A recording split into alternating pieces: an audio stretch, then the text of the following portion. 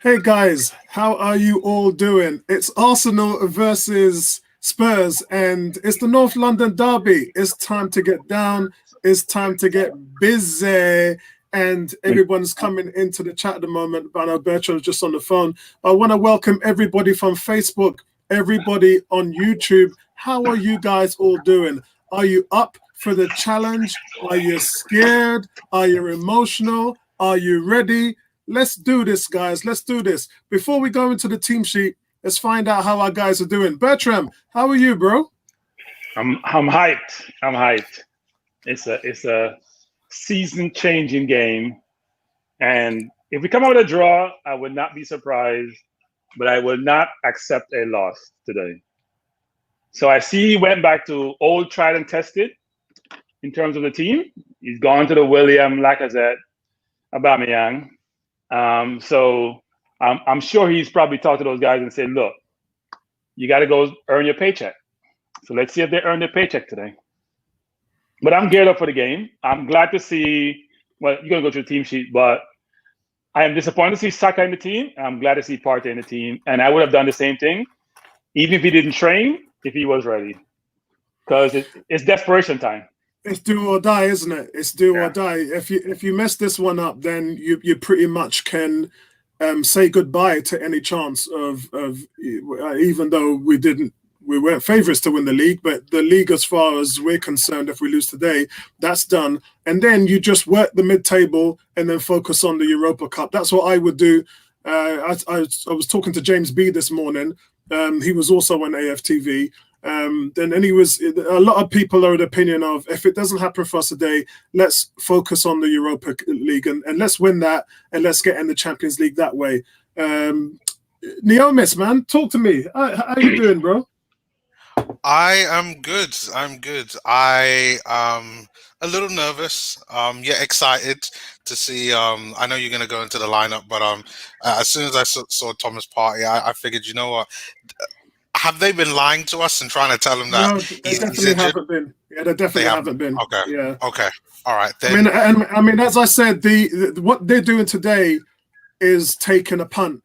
Last week, 2 weeks ago, they said that the tear had a 40% chance of getting worse, and Friday after the scan, they said it was a 20% chance of getting worse. So 20% chance, it means it's healing, and he's been feeling fine for weeks. So, it's like Bertram's been saying it all week. Bertram said to me, Apollo, I would do it. If it's a 20% chance, do it. Because if you don't win this game, then everything is gone. Okay. My problem is you got Xhaka in the midfield. So that is another problem. I would have preferred if we had Ceballos and Partey in there. El Nene? Where's El Nene? Yeah, that's true. That's true. I'm not sure if he's on the bench. He's on the bench. He's on the bench. So, yeah. I mean, maybe it's one of these things whereby Thomas Partey might only play like 50, 60 minutes and you bring on El Nene in his place. I don't know. I don't know. But even if we was to lose today, I still think that, the season isn't over, but it does not...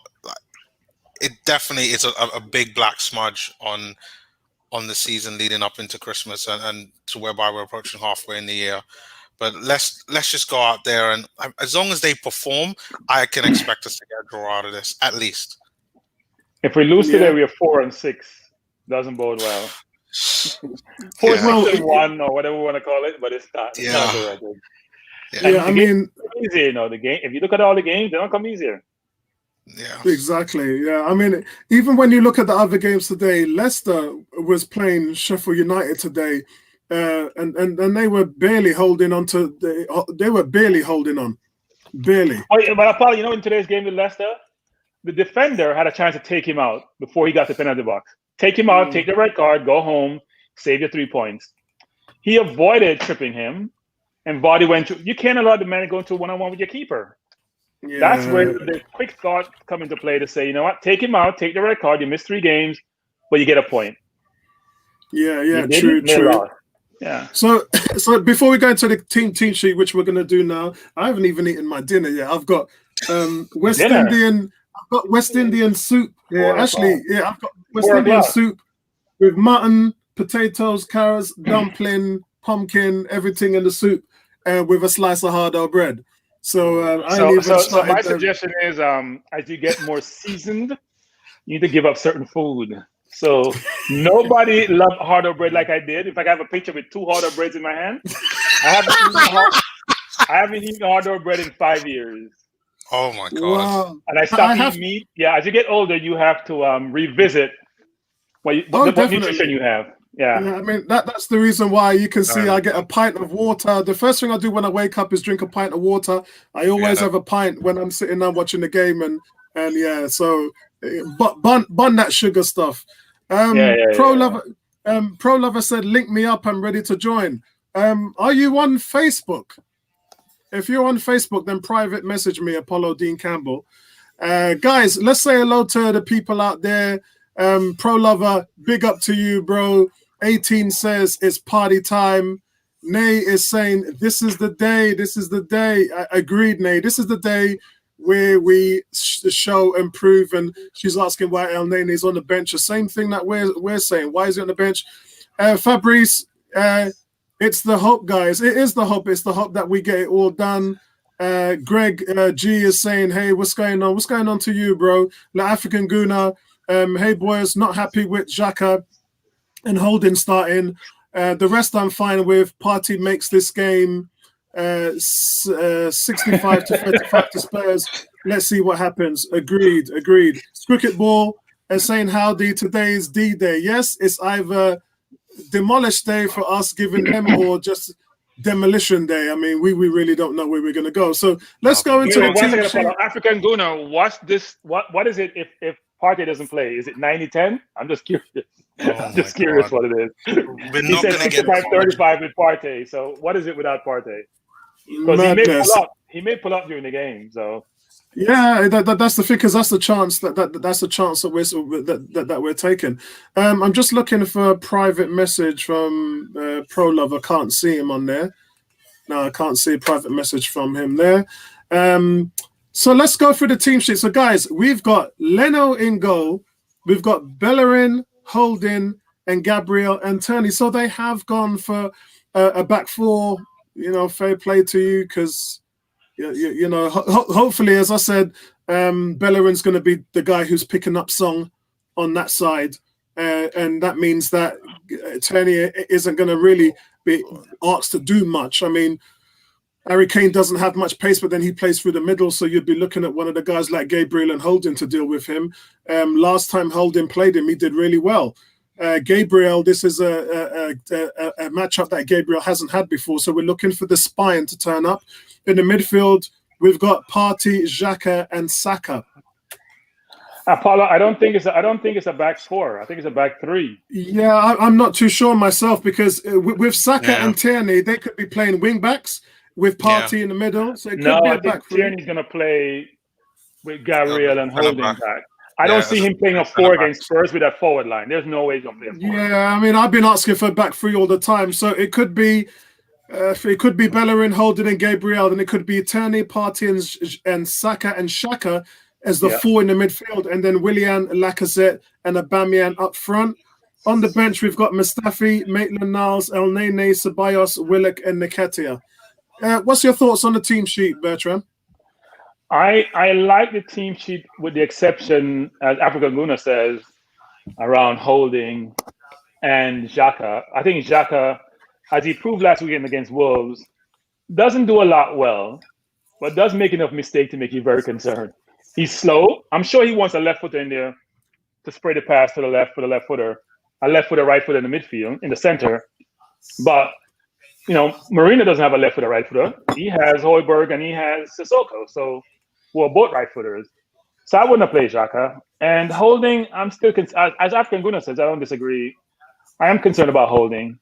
I think what we're missing today is Luiz with the ball over the top, his first play up high to Aubameyang, because that's where he scored a number of goals last year, and that's been missing this year. That's also affect our supposed quote-unquote creativity.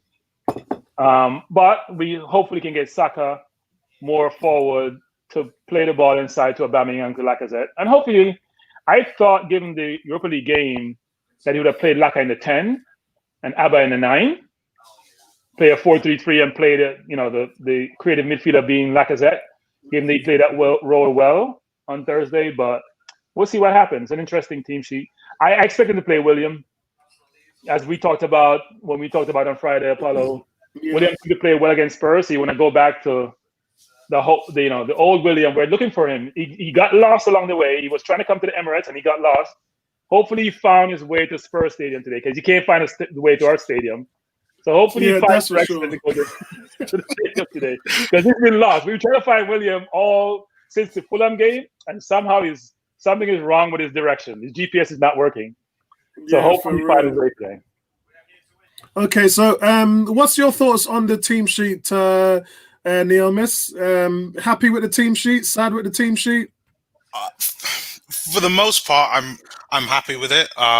For me, I mean, I don't mind Rob Holding. We just need him to concentrate. And for me, the way how I see it, better him than Mustafi.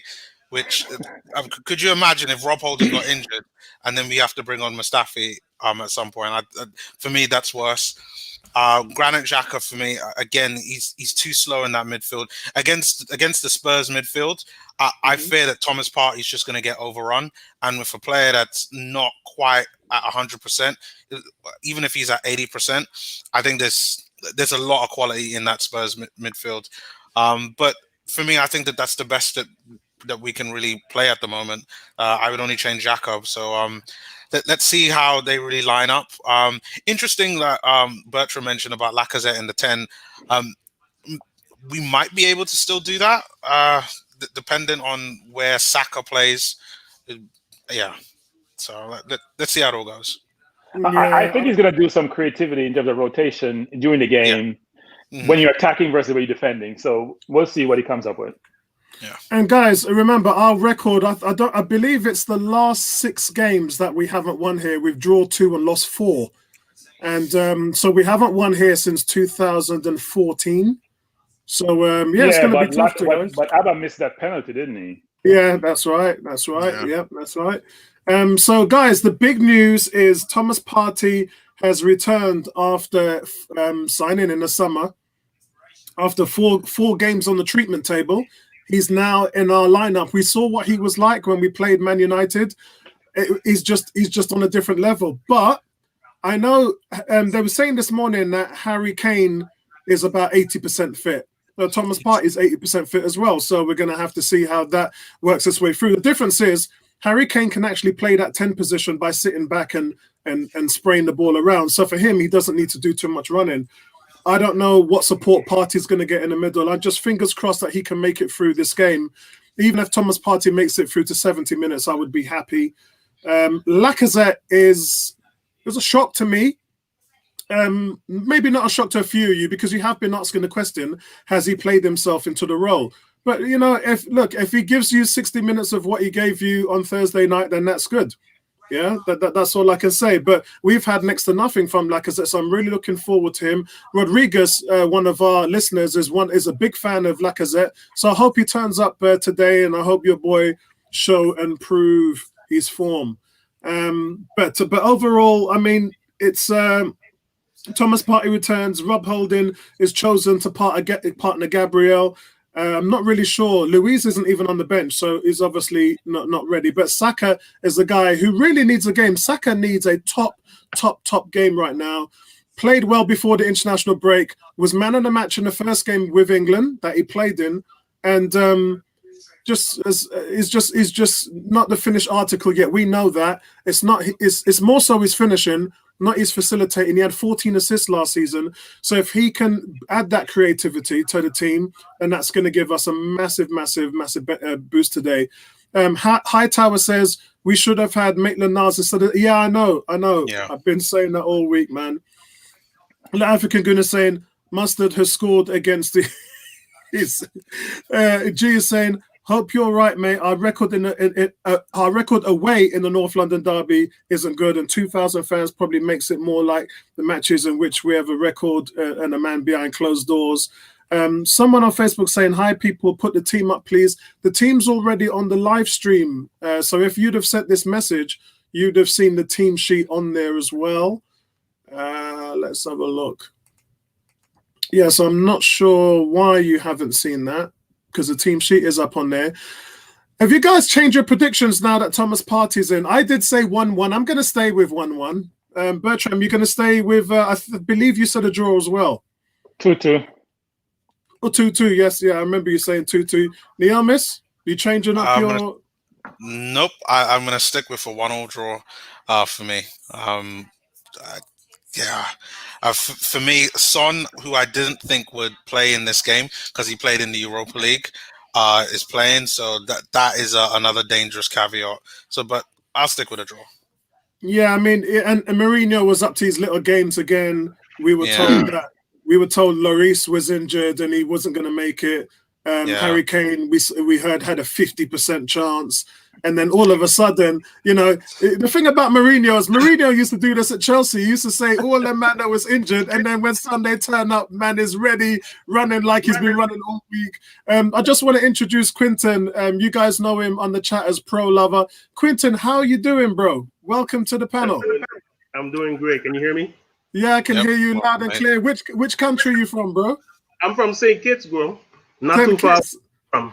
Yeah, I'm in North Carolina right now with my wife. You're in North Carolina. Excellent. I recently came up here.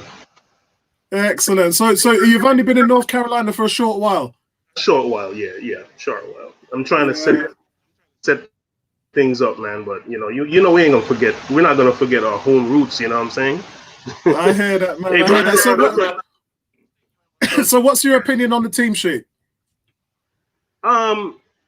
I really don't think that Xhaka should have been on the squad. It's old and dusted, and it's I'm over Xhaka. I don't think he should have been on the squad. I'm not too upset because I'm not too upset for Laka being on in strike, but I think he could have put in Ainsley Maitland-Niles in Williams' spot. I think. Because we need that energy. I feel that Arsenal needs somebody to run the right. I don't have a problem with the left flank. Saka can handle the left flank, but the right flank, I need Ainsley Maitland-Niles over there to support Bellerin. I think the most disappointing thing from our panel is when you look at the options in the midfield, which is El Nene, never played a bad game for Arsenal under Arteta. Ceballos hasn't been at races this season. But when you look at Xhaka's last performance, it was awful. His last performance, how has he earned a place on this team is beyond anybody. I mean, Lacazette earned the place by playing on Thursday and practically being man of the match. So we know why he's on the team sheet today. We don't know why Xhaka's on the team sheet. He serves no purpose. As far as I'm concerned, he's dead weight. He doesn't. You need a man in the midfield to hold the team together. Like you said in the previous stream, you got to have somebody to build the team around. If you're going to go with a two-man central defensive midfield, El Neni and Partey is the two men. That's it. That game in which game was it? I think it was the Man United game. The Man United game showed everybody what Arsenal is capable of with El Neni and Partey in the midfield. That's it. It's done. You don't need nothing else. So big shot. How are you gonna partner Xhaka and Partey? He's gonna keep him back. He's dead weight. Yeah, I really don't know what he's gonna do, and maybe he might use Xhaka as the hybrid left back and allow Tierney to get forward. Although Tierney looks like he's in a wing back position, I just don't know how they're gonna work it. Either way, I know you just can't carry play. When you're playing in games like this, you need 11 men on the pitch fighting all as one. You can't, when we have Xhaka, we got 10 men because we're carrying the guy. Big shout out to Refe saying actually got a chance to win the midfield battle. When you got Partey in there, you got a chance to do anything, my brother. Big shout out to fatness of Freddie. What's going on, Big Freddie? It said enjoying the professionalism. Big shout out to you, my brother, man. It's good to see you on board. Rafe saying Ceballos is the Spanish Kylie Minogue, always spinning around. Well, listen, he hasn't earned his way into the team like Lacazette did in the weekend, so that's why he's on the bench. I just don't know why Xhaka's not in the bench.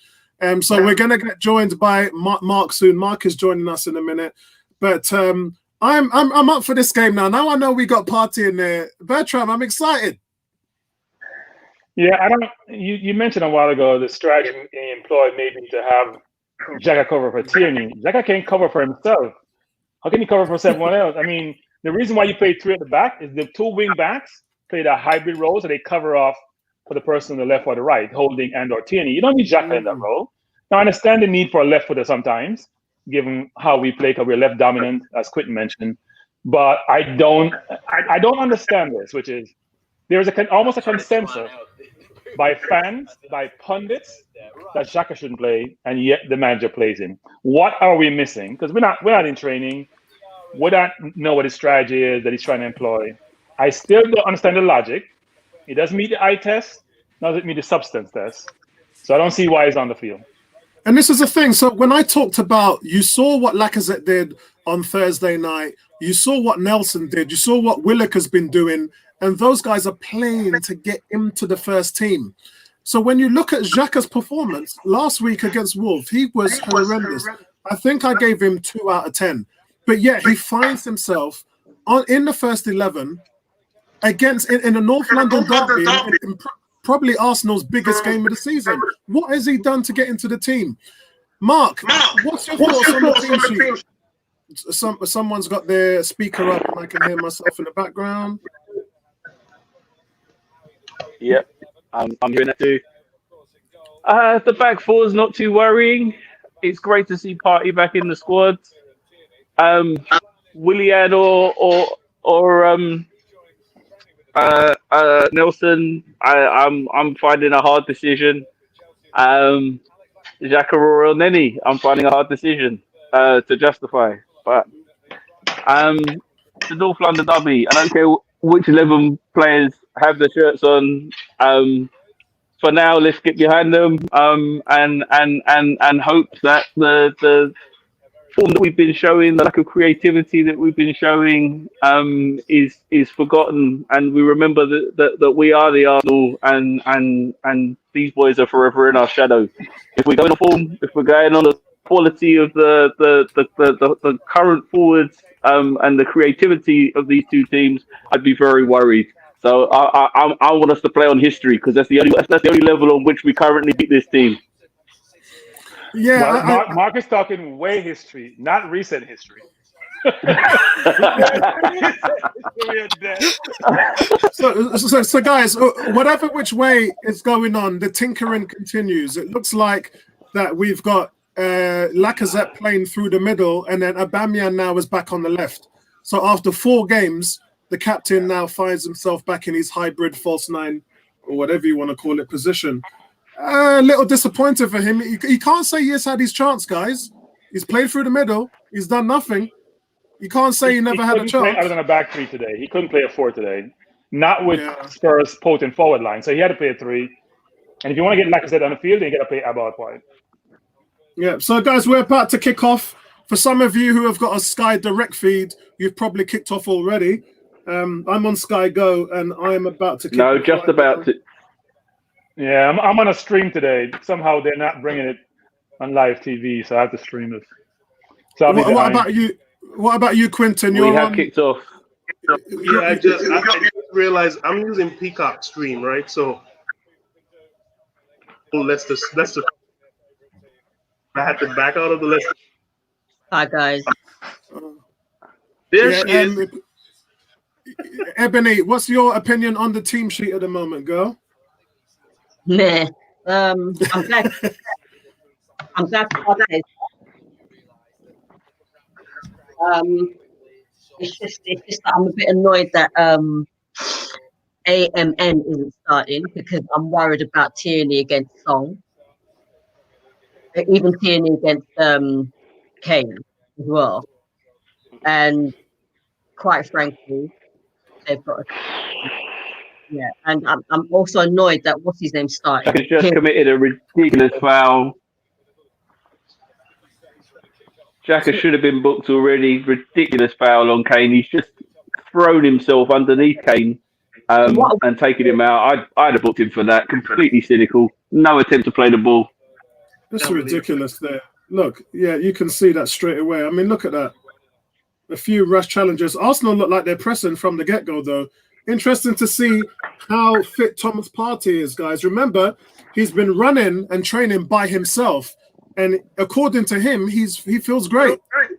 I'm way behind. Well, I'm on 50 seconds at the moment. It is 1 minute 15 in, and Xhaka is all over the place. I mean, that foul that he just made, I mean, that's like NFL, like rugby tackle stuff. Like, what the? Like, Xhaka's going to end up getting sent off. It's like trying to turn a truck. The truck takes a long time to turn. By the time don't know. And Mark, remove your hand from your head, Mark. That's not a good look. You're ahead of us.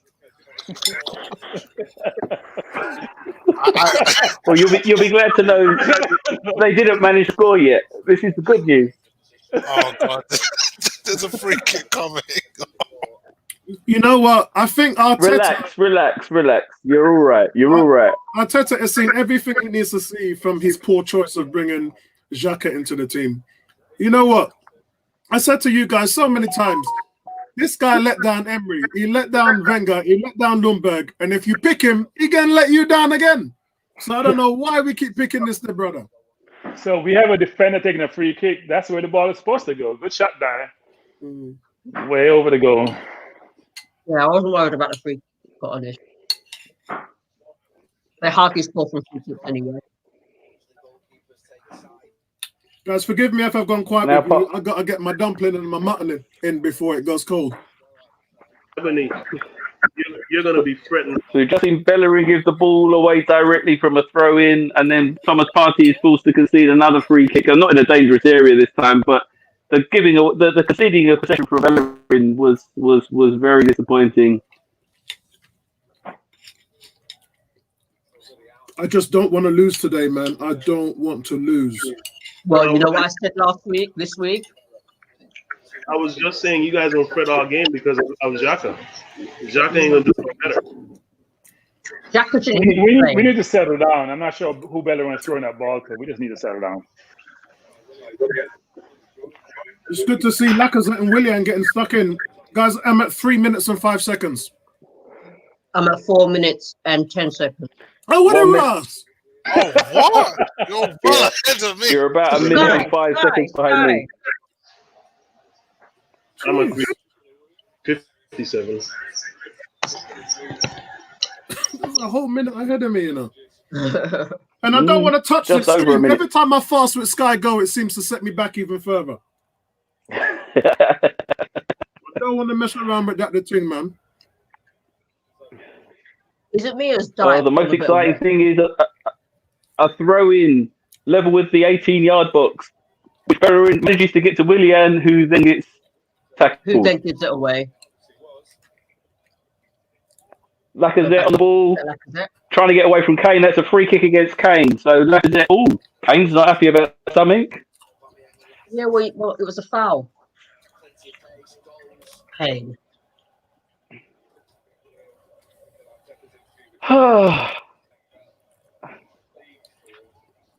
It's a bit like trying to watch a video of the first sailing of the Titanic. It's like it looks so serene at the moment, but you just know where it's going, right?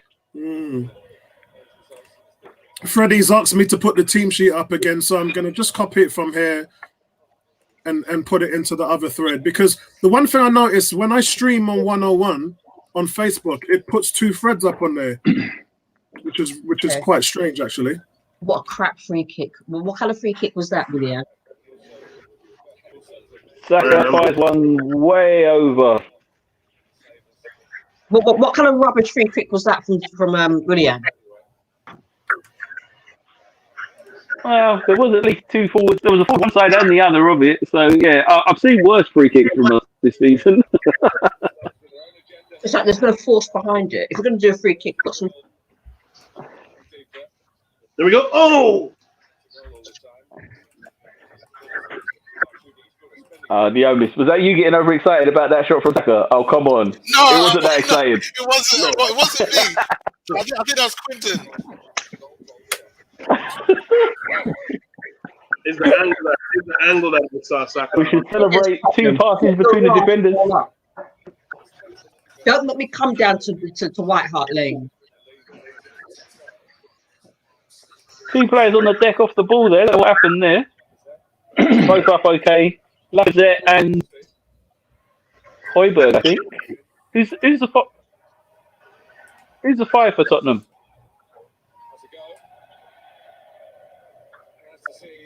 Højbjerg it was. Lacazette and Højbjerg went down off the balls. They're just having another look at it. No, well, Lacazette's the one that brings them together. Højbjerg kind of steps across him, and Lacazette goes down asking for something from the ref. Him now go get it. Ref now go give nothing in the North London derby to Arsenal. Oh, I quite like how up for it Lacazette is. If he can manage to keep doing that without getting booked, maybe we'll knock him off their stride.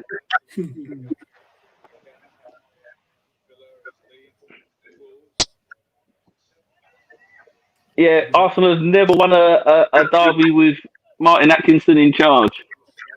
1 Tottenham win, 4 draws. This idiot in the black right here. Okay. Yeah, Vic, what's going on? Representing to you, big shout out to you, Vic. Version top. Vincey, what's going on? Vincey says, sorry, family, not able to join in today. I have a spitting headache, so in bed with the game on you. Enjoy 3-1. I hear you, bro. And I hope you get well soon, Vincey, and join us at a point later on. Ooh. Saka did manage to get into the box, but it's cleared. Get well, VT. Hope you're doing okay, man. I hear that. We got Mr. Ace Boogie as well saying anybody in the link have a live stream. Anybody we're not allowed to post links for live stream on YouTube, otherwise we'll get our channel taken down, mate. But not sure which country that you're from. Try to get someone to inbox you a link, and then they can do it that way.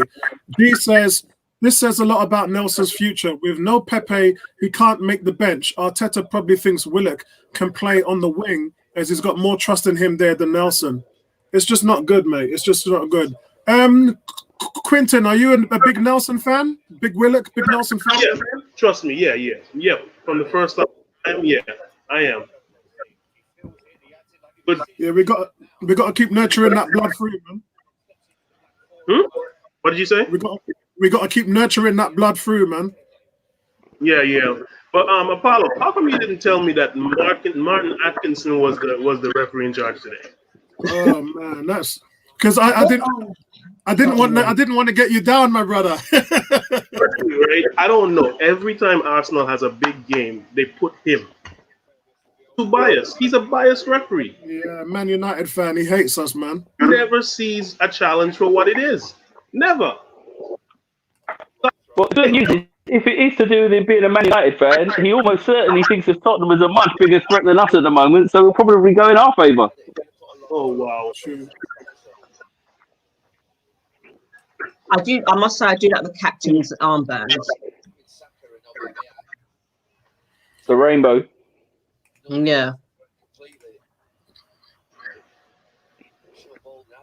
Yeah, I'm not sure right now. The biggest question for me is Arteta's tactics.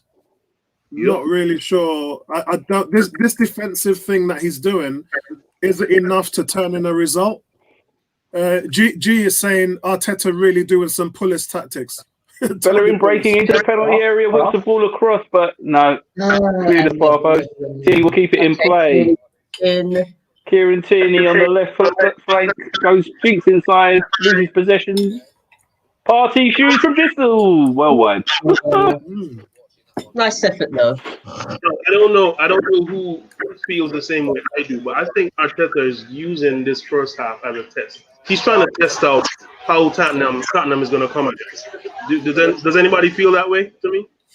Most managers, they see within the first 15, 20 minutes tactically what the other team's doing. So yeah, I mean that's definitely a given. My boy.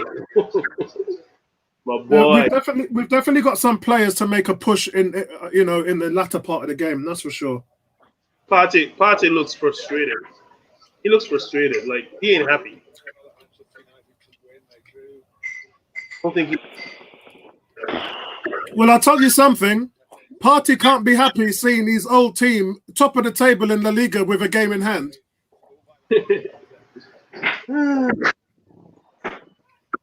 He's real Let me frustrated. not say anything. Crap with Xhaka. I don't see it. Well played by Kieran Tony there. What does Arteta see in this guy? Can anybody tell? But Strength. That is it. interestingly, Strength. was supposed to have Partey was supposed to have looked at Xhaka and said that he really appreciated his qualities and really see himself in a partnership with Xhaka. What those qualities were, I'm not quite sure, but yeah, apparently he likes the look of Xhaka, or he did. So guys, have you noticed something in the first 10 minutes of the game? This is a team who's struggling to score, and we've created 3 chances so far. We've had the better of the game, with the exception of the foul from Xhaka. We've had the better of the game, but here's Son now trying to stretch us down the flank. Holding's been pulled out, and they've got a man over. Son bends it into the corner. 1-0 Tottenham. What? No. Wait a sec. Just 18 yards or is it 30 yards? It's at least 8. It must be 20 yards out. The hell? Track Son. Track him. I'm about 12 See, no one's backtracking him. He's walking. Yeah. I told you. Yeah, I knew it. Version Top is saying, how comes El Nele is not in the starting lineup? Bro, that is the $1 million question. Bellerin got sacked. Was it you, Bertram, that was talking about Son? So watch it again. I just saw the goal. The goal's really good, but it's so far out. Like, how does Leno get beat? The goal's a good goal, but why is Holding backing up? That's why I shouldn't be on the feet. Why is he backing up? Why aren't you stopping him? Because he's an idiot. He hasn't got the pace. The point is that Bellerin has got stuck forward. This formation pulls out our fullbacks and exposes. Last week it was. That's a brilliant goal. Luiz is getting exposed. This week it's Holding. Sorry guys, that's a brilliant goal. It's like watching the Titanic. Bellerin is way out of position.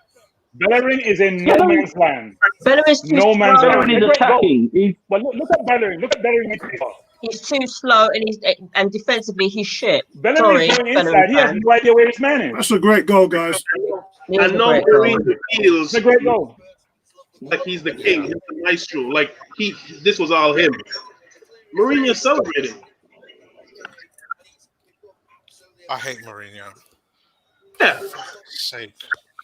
He's way out of position. He has no idea where it is. He's inside. Yeah. That's not your.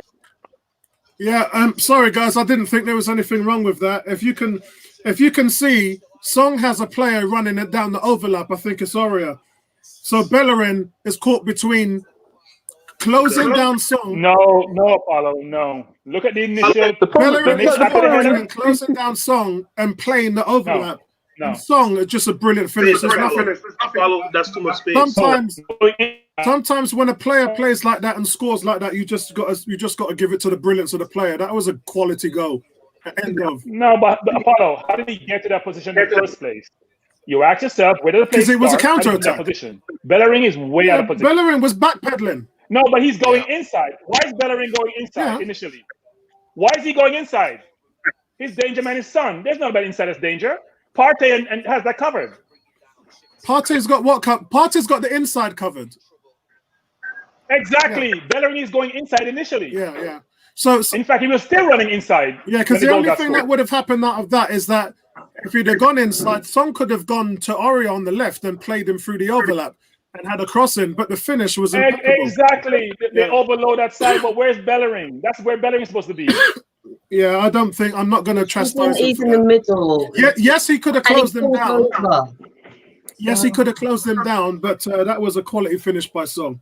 I'm not gonna be rated on that. Look at it like he could have closed him down, or maybe even just not falling on his backside. Look at it like this. What's the purpose of a 3-4-3 if you're gonna allow the midfield to be penetrated like that? supposed to be coverage. There's coverage. It's called, what do you call it? Switching positions. You fall back into the position as one man advances. That's how the 3-4-3 is supposed to work. I agree, but it's a hole. I agree, but remember, we're out of position because they're playing us on the counter attack. We already had 6 players after we crossed the ball in, and they headed the ball out. So it was a counter from the time that they Eric Dyer headed the ball out, and it was a clear out. We already had 6 men out of the play. It was 5 against 4, and it was just a great goal. So simply, then that's a weakness. He needs to fix that. That's not supposed to happen. Because if that's gonna happen, that was hard. Yeah. Oh, for fuck's sake, man! This time, Xhaka really should have got. That's not a foul. That's not a foul. That one. What a goal! My God. Yeah, I'm not gonna fault Bellerin for that at all. Sorry, guys. So what's wrong with you? What is wrong with you, Xhaka? Leave. Watch out for! Oh my God! Watch it. That's from behind. That's from behind. You know what? Come the summer, I want to see Xhaka gone because he is a liability. Yeah, guys, say hello to my son in the chat. Killer BC in the house saying that Leno never stood a chance, bro. Yeah, it's too much. If Arsenal, if Willian had scored that, we'd be losing our shit. That was just a quality goal. I'd have a heart attack if Willian had scored that.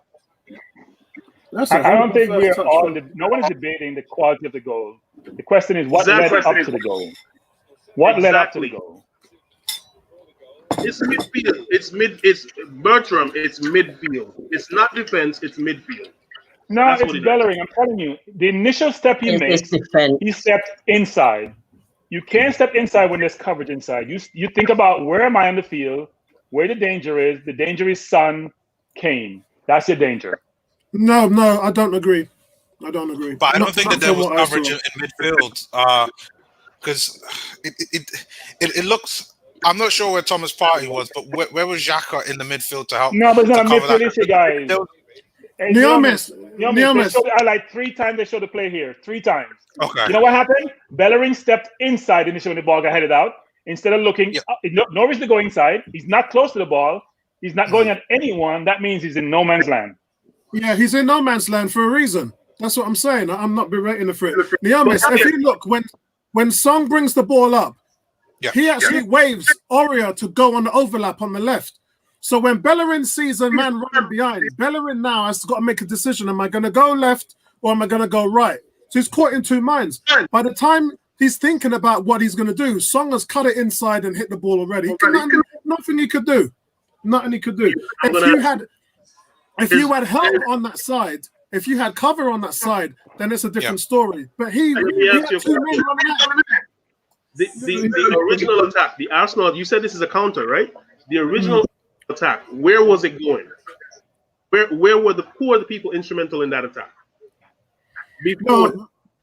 Well, the attack was going down the left-hand side, and as I said, they were looking to overlap and penetrate Bellerin. But when we talk about that, we're looking for support. And as Bertram said, Partey had the inside. So realistically, Bellerin should have gone to step up to Aurier or step towards Song. Exactly. Song has seen this 1,000 times. He knows exactly what to do.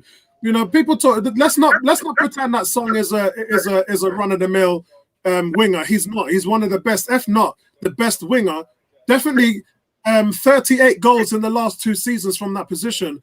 There's no one in the league that is scoring at a rate that Song is, or providing an assist. He's had 22 assists from that position. He's the best. He's the best left winger in the league, and he's going to do that to anybody. So I'm not going to berate Bellerin about it. Yes, he could have done better. He could have closed them down, but I think he got caught in the overlap. That's what I thought. No, I've always questioned that idea of Son being a winger at all, because I find that he's a centre forward who can play on the wing. Yeah, he's a false 9. He's a false 9. Yeah. That's not his natural. He said that he can play anywhere once he's on the but he's gonna. I think that's what's frustrated Bertram, the fact that we've got Pepe And Pepe by nature is also a false 9. He's also a hybrid 10. Gotcha. But we don't seem to know where to play Pepe. We have it in our mind that Pepe should only play in one position. And the boy's got so much talent and so much skill. We're wasting him. Gotcha. Man, I need Nabil in this conversation. This is Nabil's thing. It is. I have messaged him, but I've not heard anything back from him. So he's probably looking after his son today. He's probably with his son. He got this whole gameplay and tactics thing down. Trust me. That's why I told you that I like the way he thinks, you know?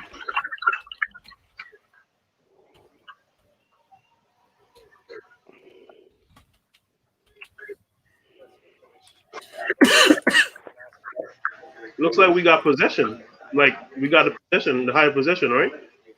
Yeah. All they're gonna do is sit back and try to hit us on the counter attack. That's the Mourinho way.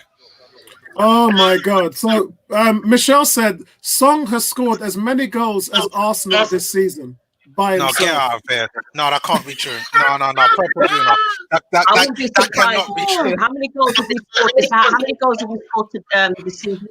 Well, that would have to be 10, wouldn't it? Let me go. To be 10. Oh no, that is awful. I'm going That to is unbelievable. I'll let you know. You know what? I think Bertram said this to me 2 weeks ago. I can't remember. He did say something about the amount of goals that Song has scored in relation to Arsenal. About some long time. Rafa's saying, terrible job in transition, getting back into shape. Yeah, that's what happens on the counter attack, mate. When you're in the counter, you're always going to be out of shape. Very rarely do we see a team have shape when they're on the counter attack. And we talked actually about was it me, Bertram, and Andy was talking about, was it Spurs against Chelsea? No, it wasn't. It was Spurs against Man City. That's right. Spurs against Man City. Spurs had 2 shots on target, both counter attacks, and the ball ended up in the back of the net. Nobody counters in this league better than Leicester and better than Spurs, and that's what they're going to do to you. That's what they're going to do. I think this on 10, go up to 10 goals. My app is saying. How can you just stop giving the goddamn ball away? That's all he does. That's all he does. Look at that ball from Thomas Partey. Quality. So far, Willian's not even in the game. It's very, very frustrating. Willian is just there for numbers. I'm sorry, but he's just awful. No, I mean, as I said to Bertram last night when we did the preview, I think he's been improved over the last few games. I want to see him play really well today. Saka's just off the pace, man. Saka's just off the pace.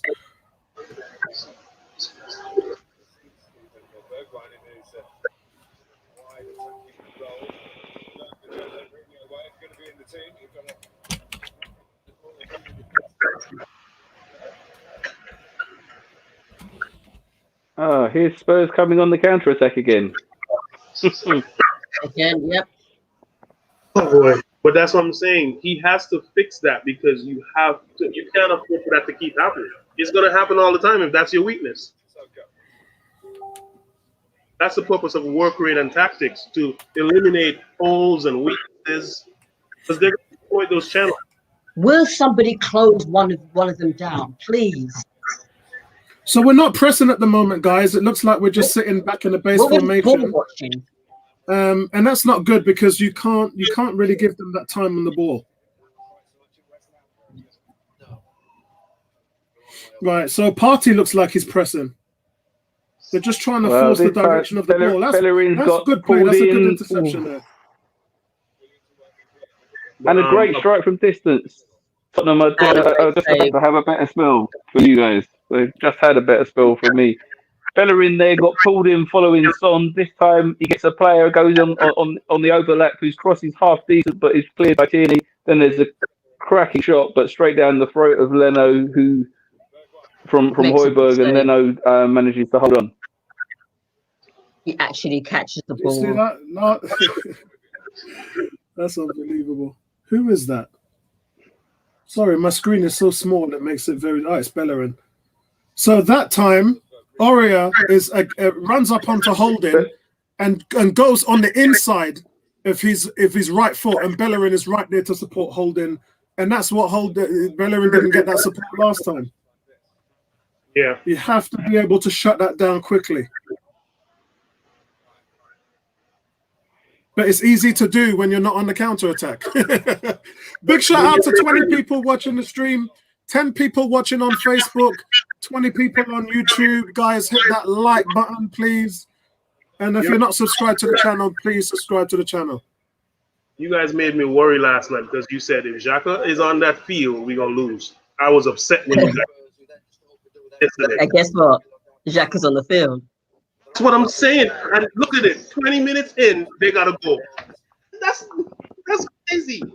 Xhaka, I need to understand, what it is about Xhaka that, do we not have any, because we have other players. It's like, why isn't El Neni there? Why is he on the bench? That's what I said. As soon as I saw those team features, like, no, El Neni's on the bench.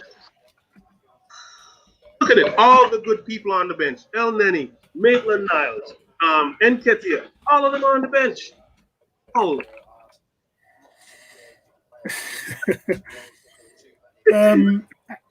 Andrew says Ebony needs comforting.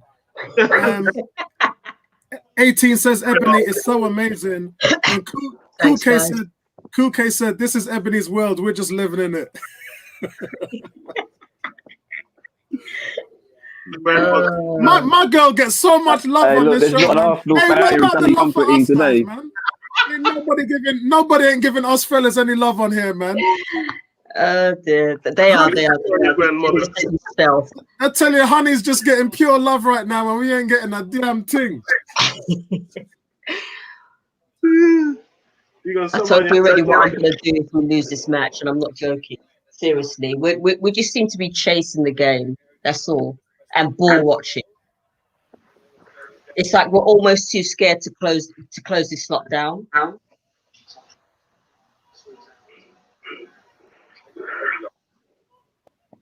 See what the commentator just said? No.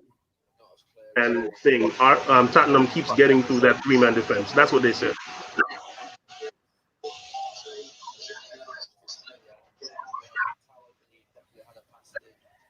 The problem, I don't know.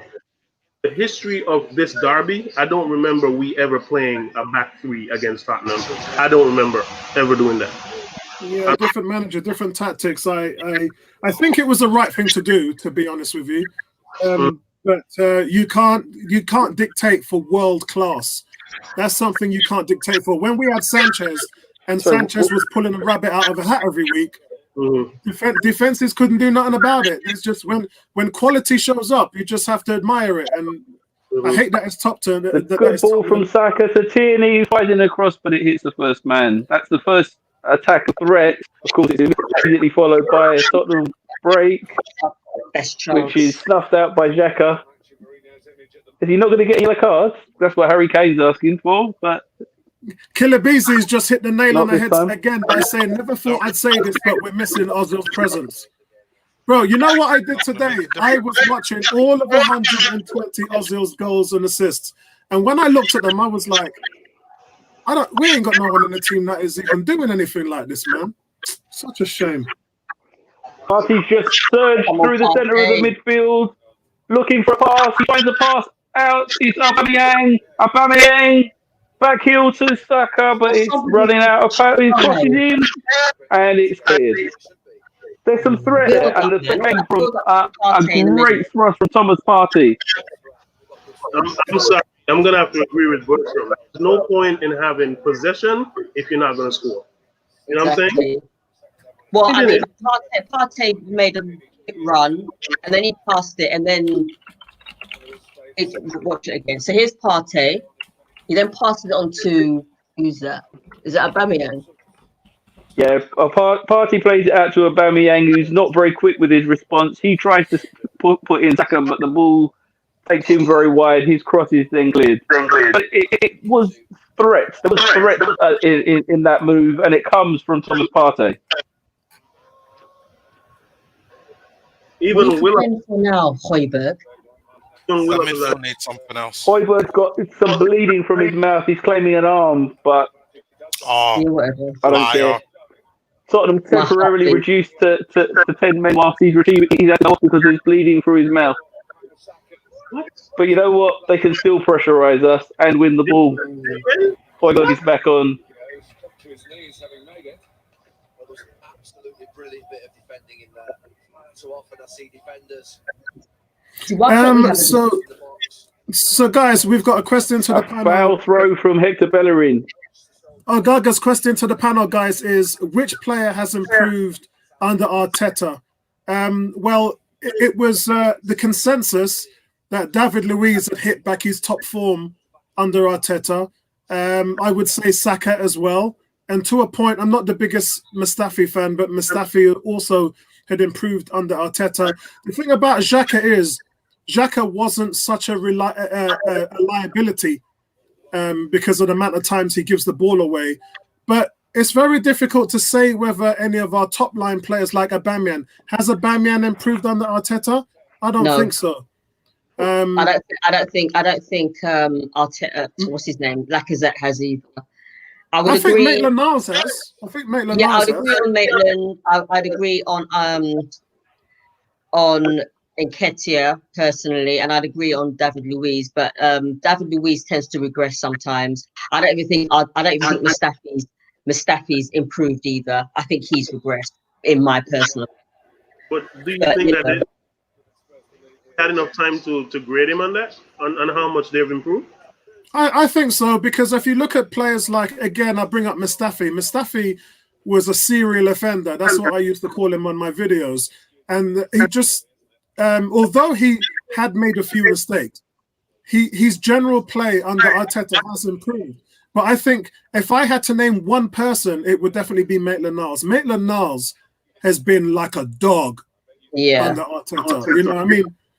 I mean, he was a little reckless. He was a little lacking discipline and lacking foresight. But his fortitude under Arteta has been immense. And I don't know why he ain't playing. Mark?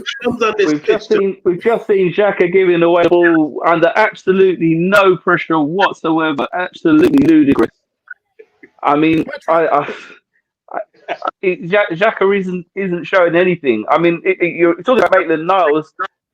I don't think he's actually. Most of his best games came at wing back, and the trouble is we've got quality players in those two positions. I'm not, I wouldn't be playing him ahead of Bellerin or Tierney, and he hasn't played in the other position as effectively. Hey, Mark, I disagreed with you with one thing. Remember, we said Xhaka there or not.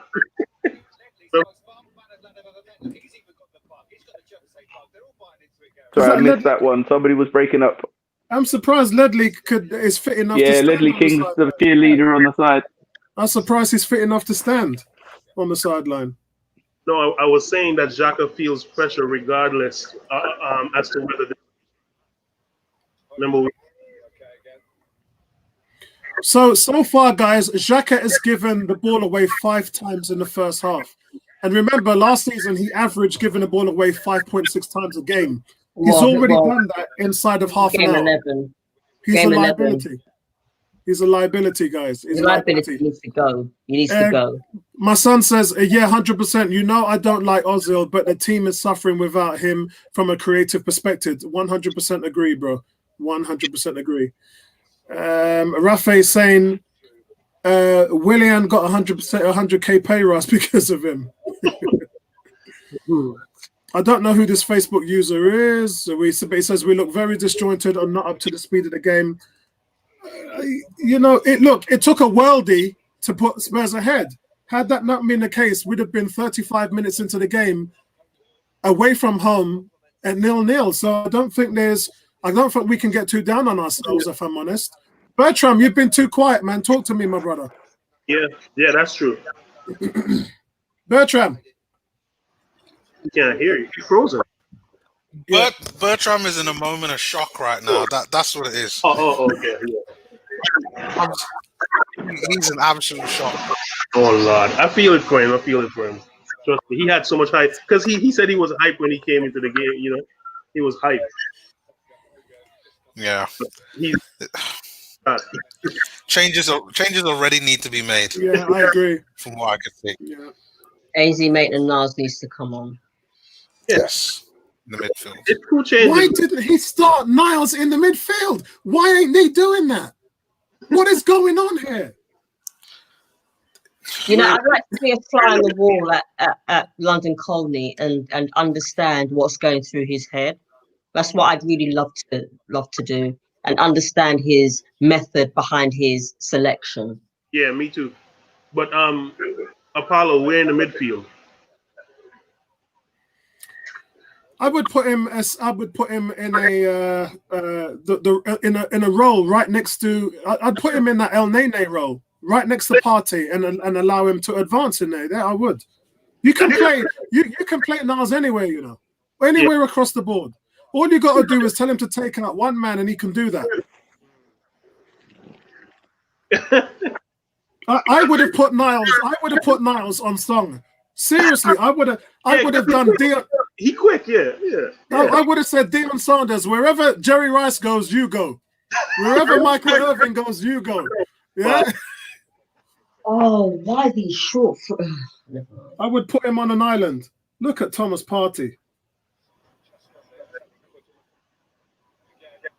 Oh, that's great. Great burst from Tierney, gets a cross in, and Aubameyang seems to duck underneath it. Partey's first time shot is going for a corner. No, it's not going out at all. What we've got here, Andrew saying, make sure Ebony signed a ting about what she's gonna do. Oh man. Oh, please.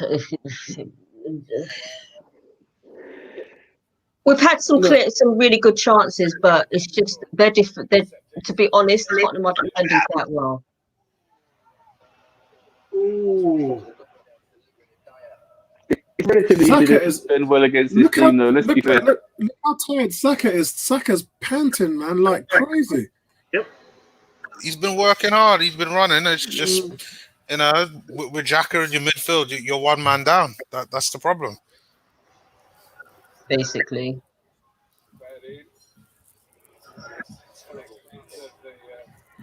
Well, you know, Ebony, you can quote me. I said it once. I said it 1,000 times. You would never make the top 4 with Xhaka in the team. You said that 1,000 times, and you need to say that 1,000 times more. Yeah, since he's been in the team, we have never finished in the top 4, and we never will. And I would quote that until I die, till the day I roll over and dead. You will never be able to make it with a team. Decent cross from Aubameyang. Oh, you were so there, William. Decent cross from Aubameyang, but unfortunately doesn't come through to anyone. Lacazette now in the penalty area. Cross from Bellerin, cut out of the near post by Højbjerg. This is Arsenal's best spell in an offensive sense of the game thus far. The decent cross in. There's a shout for a handball, but it doesn't get handled. Oh, no, it comes to the shoulder. That's of one of the Spurs defenders. Who's the number 4?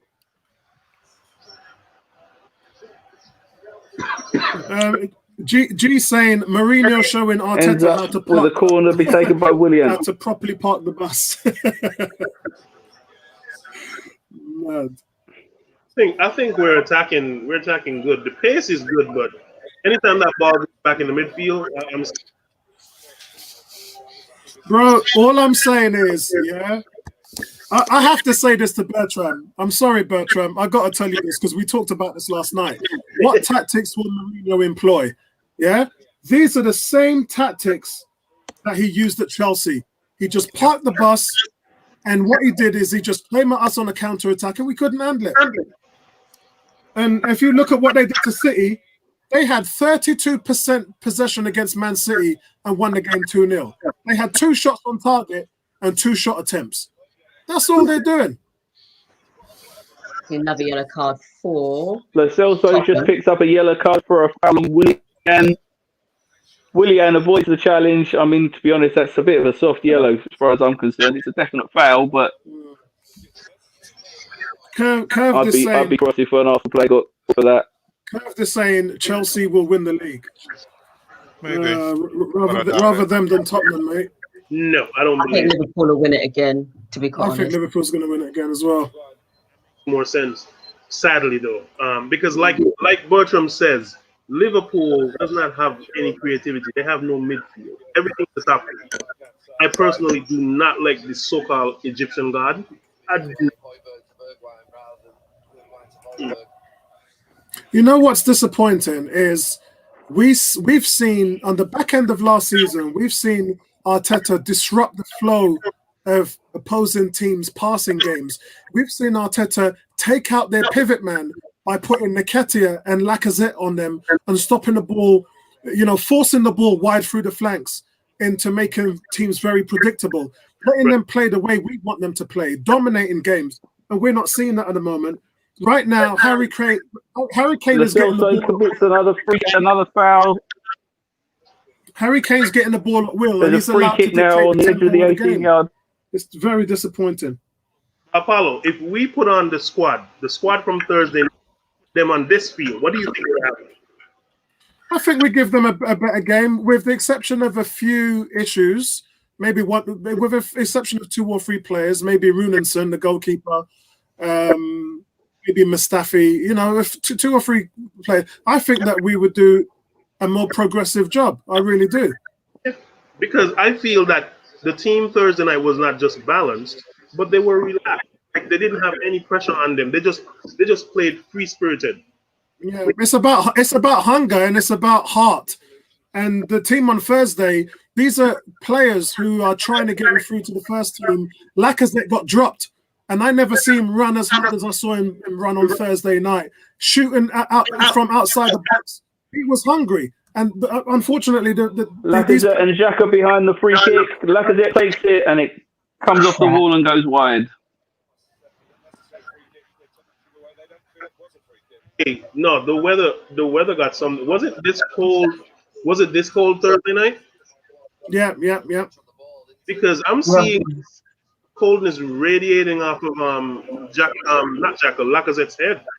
I can see. I think maybe it's the temperature. I don't know. It's the heart, mate. It's the heart. No, the weather's no worse tonight than it was. It's actually not that cold in comparison to Thursday.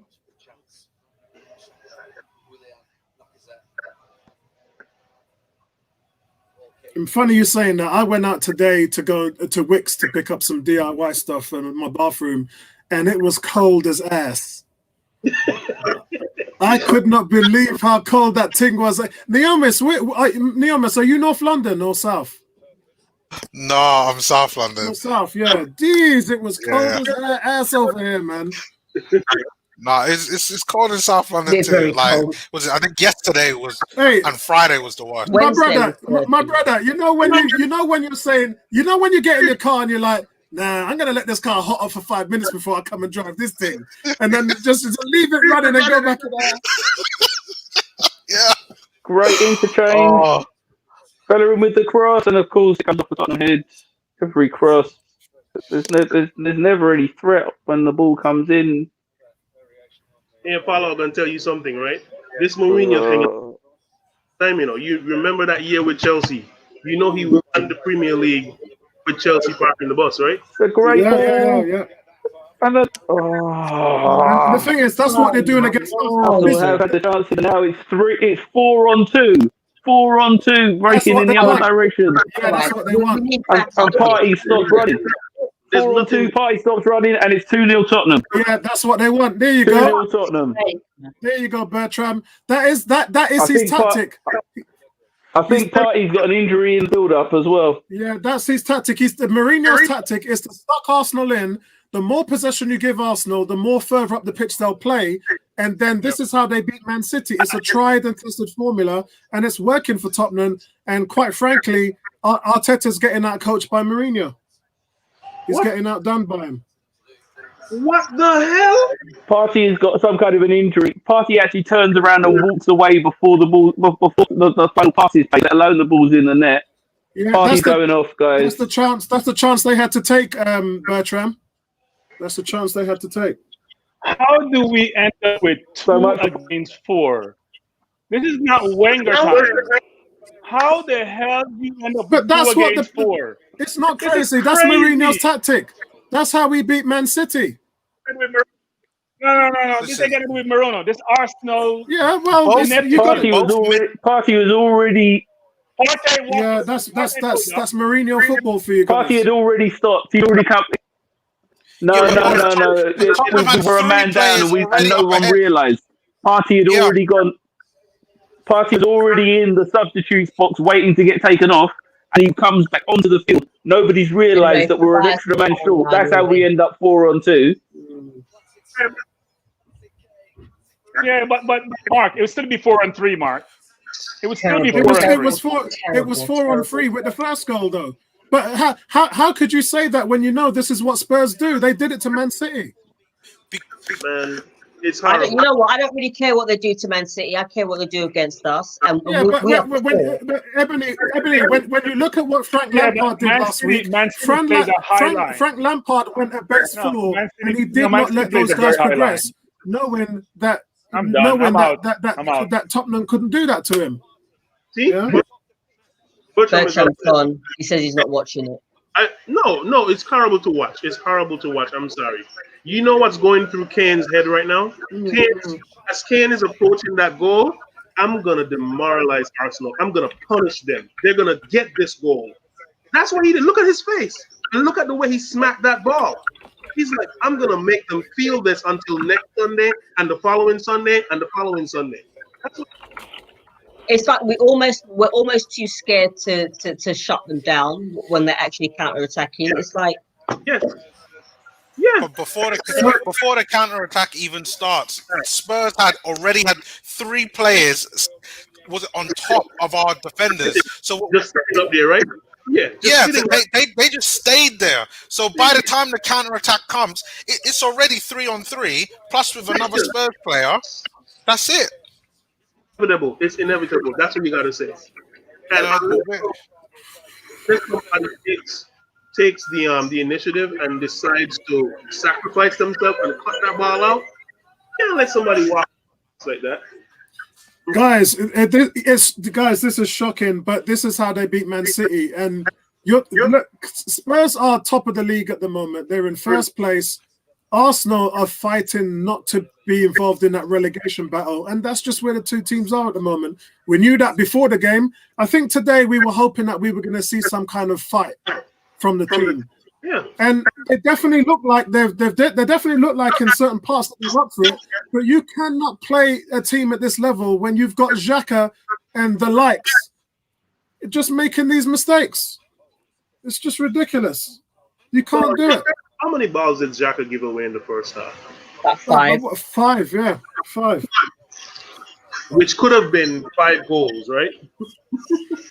Well, yeah. I mean, anytime you give the ball away, you're on the back foot, aren't you? When you give the ball away, you're pedaling back. You're trying to stop getting hit on the counter. And for a team like Tottenham, that's child's play, man.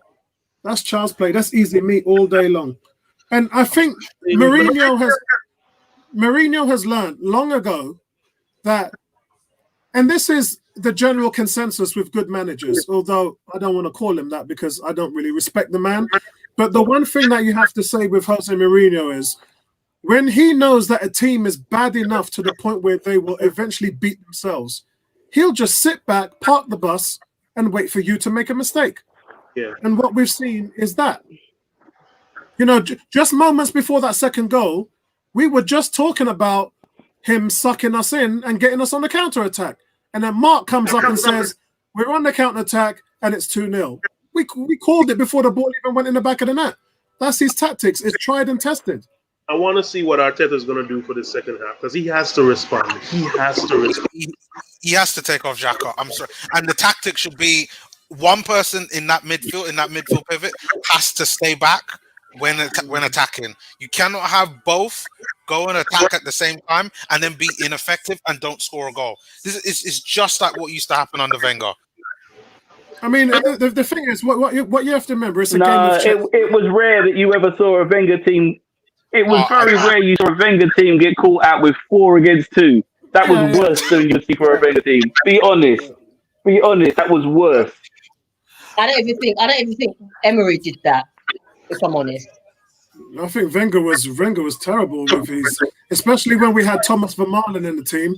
We had we would be on a counter attack with Vermaelen in the penalty area, Alex Song in the penalty area. We'd have our centre backs, defensive midfielders in the box trying to score, and then it'd be 4 against 1, 3 against 1. Yeah. Just like, and he never fixed it. Why did Lacazette take that kick?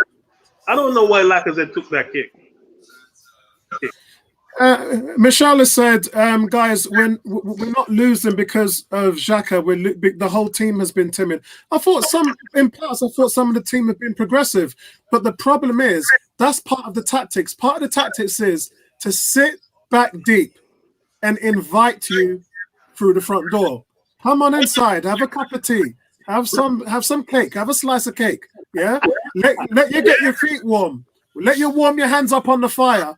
Get comfortable, and then bang. That's what he does, and that's what he's always been able to do. He did it against Man City 2 weeks ago, and he's doing it to Arsenal right now. What you have to remember, guys, the longer the team has possession of the football, the more further up the field they progress. Yeah, that's just basic. That's basic tactics.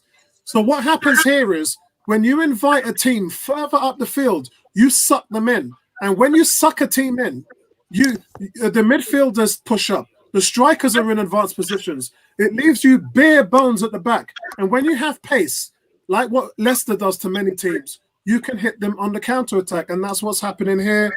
It's 101, man, as they say. It's tried and tested tactics. And the African Gooner, what's your thoughts, bro? What's your thoughts on the game so far? What a joke! What a joke! What was your prediction? What was your prediction, by the way? 3-1 for Spurs. Yeah, I mean, come on, they're so much better than us. Look at that's world-class players there. Looks fun with that goal. I told you, Holding is absolute garbage. Xhaka's garbage. Bellerin is garbage. They keep backing off, giving world-class players the chance to take a shot. I mean, he still had a lot to do, right? But I mean, he has it in his locker to do that, right? That was just incredible goal. And then the awareness to make that pass to Harry Kane when you're 4-on-2. And Mark, I disagree with you. Under Wenger, we were 4-on-2 like almost every single game. That was definitely a constant at the end of his reign. We kept getting overrun in midfield, and it would be 4v2, and we concede. Game is pretty much over. I think 3 or 4-0. I'm expecting another 2 goals from Spurs. Our season is pretty much over. If we don't sign anyone in January, forget Europa League. That's all we really have now. We're not signing anybody. We're not signing anybody in January. Trust me, we're not. Well, then the season is pretty much over on all fronts. For Look, me. here it is. We're showing the second goal again, and we've got 7 players behind the ball. When the ball comes through into the midfield, it's 4-on-2. But I get what you're saying about Thomas Partey, but it still would have been 4-on-3. The one thing that you have to remember, though, is regardless of the situation, look at both of the finishes from Tottenham, from Harry Kane and Son. Look at the finishes. Leno never stood a chance. It wasn't as if, Lee could have made a save. Both of the finishes were just world class. As simple as that. I feel like maybe Martinez might have had a better shot in the first goal, but second goal, there's nothing you can really do about that. When you put Harry Kane one-on-one, like Jamie Vardy today in the 90th minute, one-on-one with the keeper, you know he was going to finish that and kill the game, right? We just don't have those players. Lacazette playing in the 10, not really working. Has been atrocious. Man, we just unfortunately. Both goals came from Bellerin's ball not reaching his destination. He's annoying the crap out of me. Nah, he's garbage. Both balls come from us attacking his ball not getting his destination. We're not balanced like we used to be. We're going back to Wenger balls, and it's very annoying. I don't like ineptitude in life. So, Burton, do we open up and get a beating, or do we? They're talking about Thomas Partey. I don't know what's happening. Is anybody getting any feed information from Thomas Partey at the moment? Yeah, he's injured. He got subbed. He pulled up. Okay, yeah, I didn't pick up what they were saying. Yeah, I know he got subbed. I'm saying, did anybody pick up to find out what was wrong with him? Is it the same? I'm just wondering if it's the same injury as he's been having. It would be. Yeah. There was that 20% chance of it reoccurring. I think it is the same injury that he's been claiming to be recovered from for how many weeks, and that wasn't going to hold him back, and that he should have played anyway. Well, it looks like he doesn't know as well as he might claim. Bertram, what did I say to you last week? I said that they said it was the prognosis, this is what the doctor said after the scan. The doctor said he should not play until 2021. Did I say that or did I not? Maybe 2022 now. The doctor said the doctor said there's a 20% chance of it reoccurring, and if he and they said that he should not play until 2021. Look, well, I would admit, as I said before, I would have played him if he's 80%. Yeah, I'd have played him. We need the help. We've been all watching this game. You can see he's the only one in that midfield doing anything. Oh, like yeah. He's on a different level. Even in injured Partey, you can clearly see what he brings to the team. Both in the whenever he kept going to slide tackle, I was worried. I was like, why is this? You're injured. Why was he going for the slide tackles? But that's him in a nutshell. He's a professional player, a top class player. He doesn't care if he's injured. He's gonna go in and make the tackle. So yeah, man, it's so disappointing. Our main star signing that we signed and depended on is going to be out for another 2-3 months now.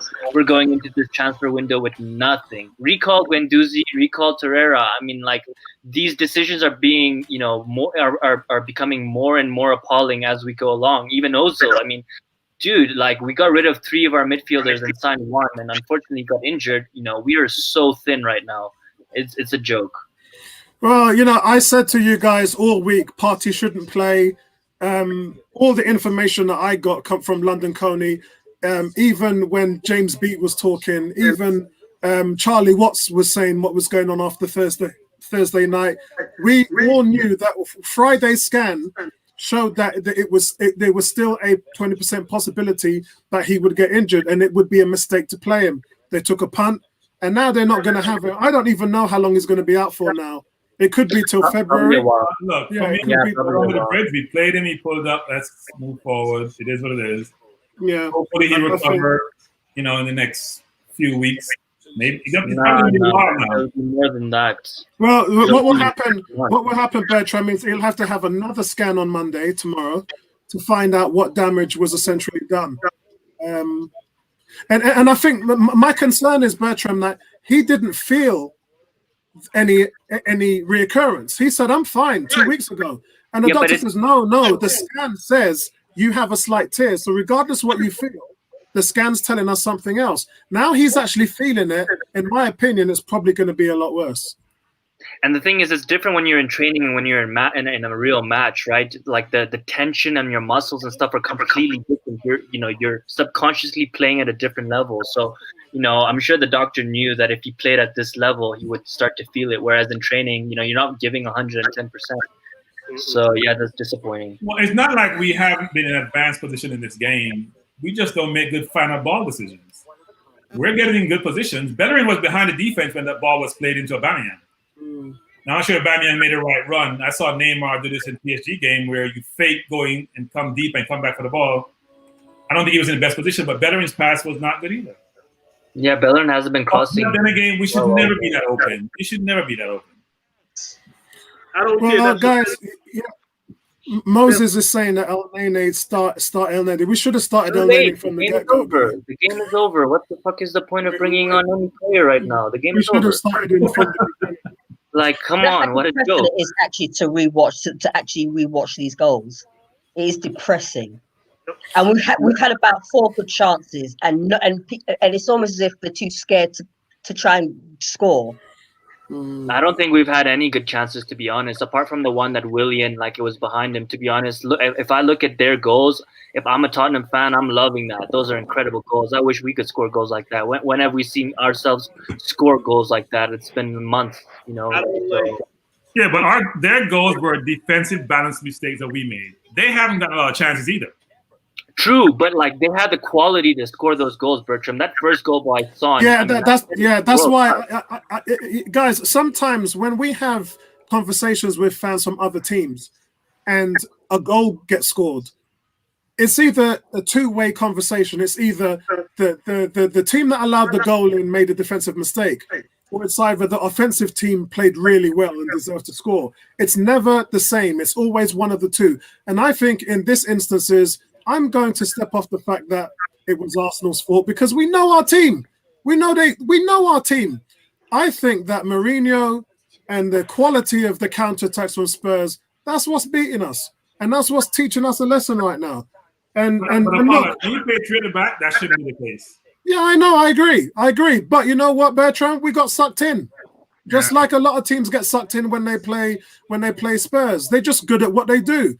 They sucked us in. Like you was offline when I said to them guys, the purpose of parking the bus, what Mourinho does, is he just keeps on inviting you in. Come on, come inside, get some milk and cookies. Come on. Yeah, and but then Apollo, the further you push up, no, you attack with caution.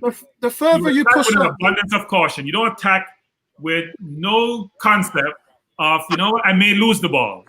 You attack with abundance of caution. Which that's the whole point. He's using your naivety and your lack of discipline against you. They're professional football. What naivety? Are you saying he's out coaching Arteta? Sorry? Are you saying he's out coaching Arteta? In a way, yes. In a way, yes, but because he's doing it to the players on the pitch, and he had 32% possession against Manchester City. He sucked them in. On one time, they got done on a 4-on-1. It's not just us. We're a team below mid-table. That's who we are, regardless of what we think and how great we might be. That's who we are. We bring on Dumb and Dumber. We bring on who we bring the midfield? Ceballos? Yeah, I'm not sure.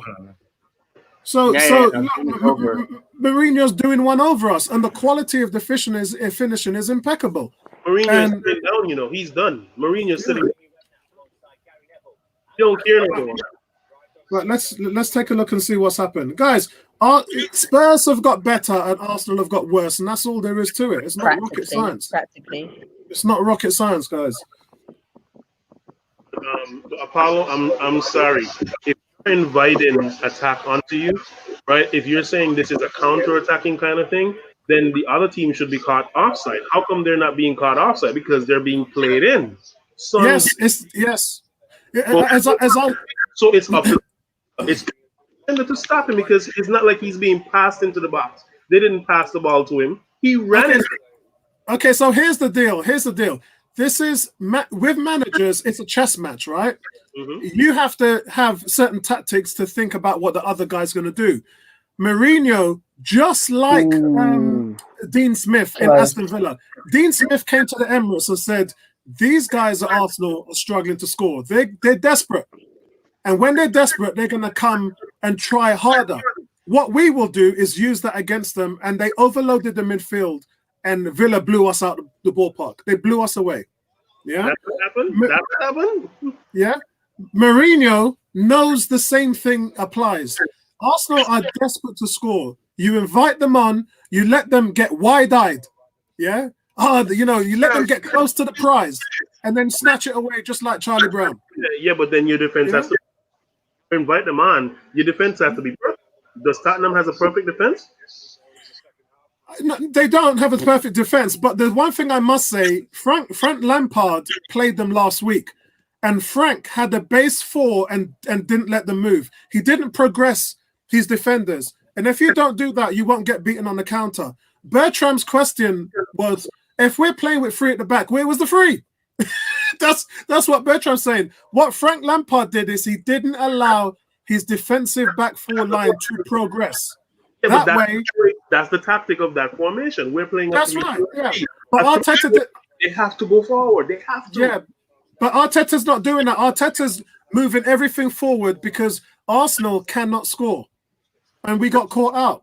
Our naivety has been kind of used against us. Oh, brilliant cross from Tierney. Aubameyang heads over. He needed to put that away. It was the best cross of the game so far.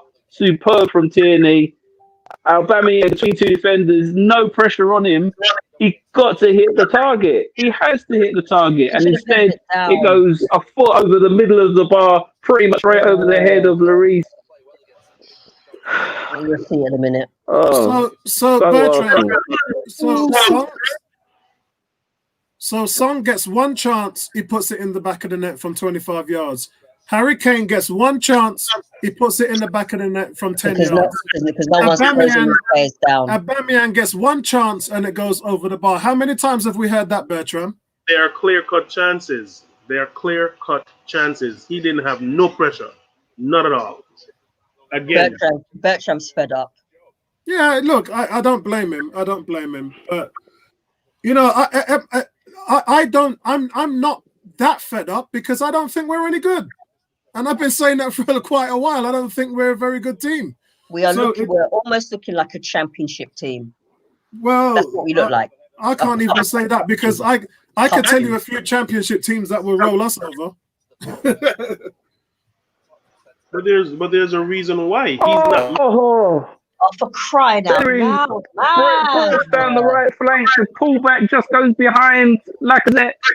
Of course, what's happening now is Tottenham breaking. See, it could have been 2-2. Yeah, if Aubameyang's goal would have went in, and that goal there, you know, that chance there, it could be 2-2. Guys, we're hurting, man. The team is hurting right now. We know it. The players know it. The manager knows it. We have to hold strong, guys. We can't fall apart. We got to keep it together, man. Keep it together, guys. We're trying to keep it together, but it's just this team, Ebony. This team is not very good. We're in 14th place for a reason. We're 3 positions off the relegation zone. That's not even funny. When you think about it, it's not even funny. Yeah, we're not a very good team right now. You see what just happened with Sissoko, Apollo? That is where I would accept your explanation. That is understandable because it was overloaded. The defense was overloaded.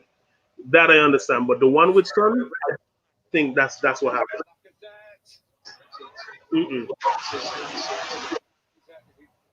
Arsenal are throwing everything forward now. We've got a front line of 5 players strung out along the box.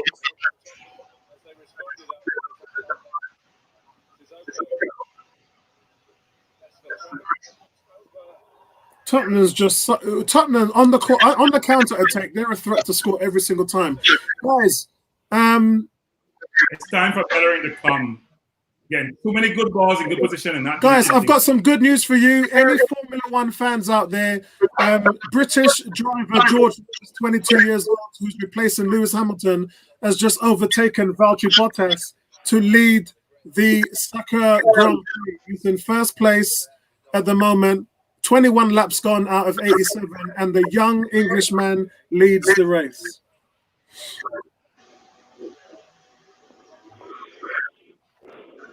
Well, that makes me feel so much better. No. Yeah, it sure did.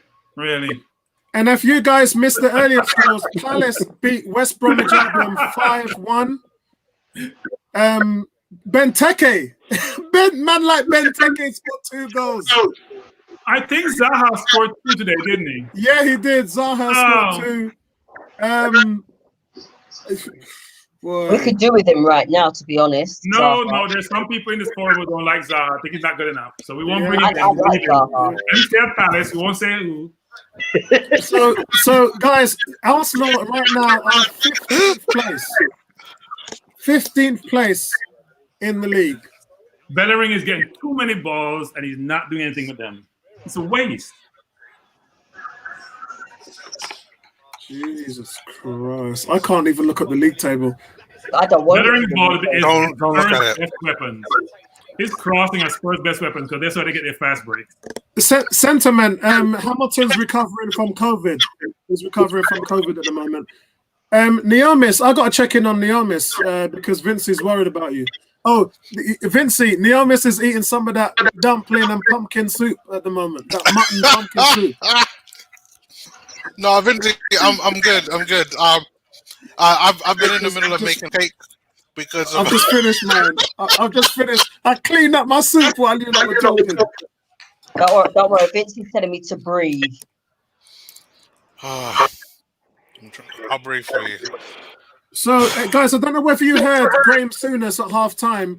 Graham Souness said, with leaders on the pitch, that doesn't happen. Of course. Yeah, nice. Look at Xhaka's positioning. Like, he was right about Thomas Partey as well. Like, it's I love the way Gabriel plays. He picks out those the back position. I love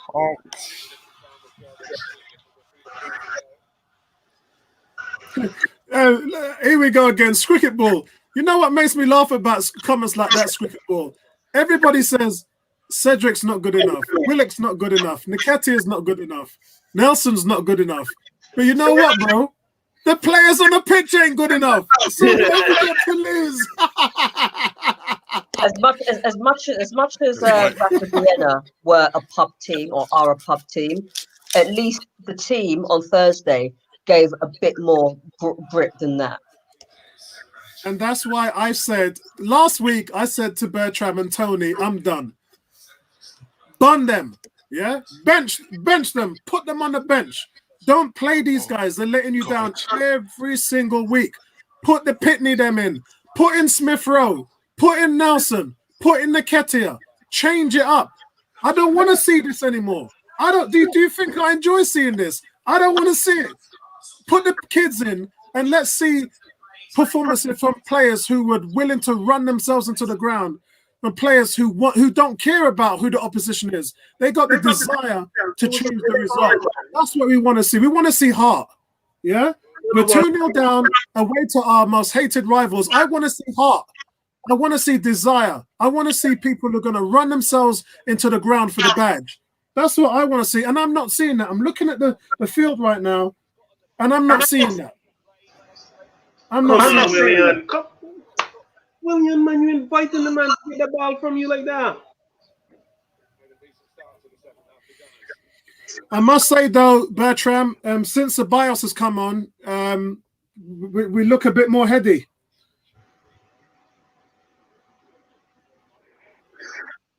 We've got a little bit more energy in the midfield since the BIOS came on.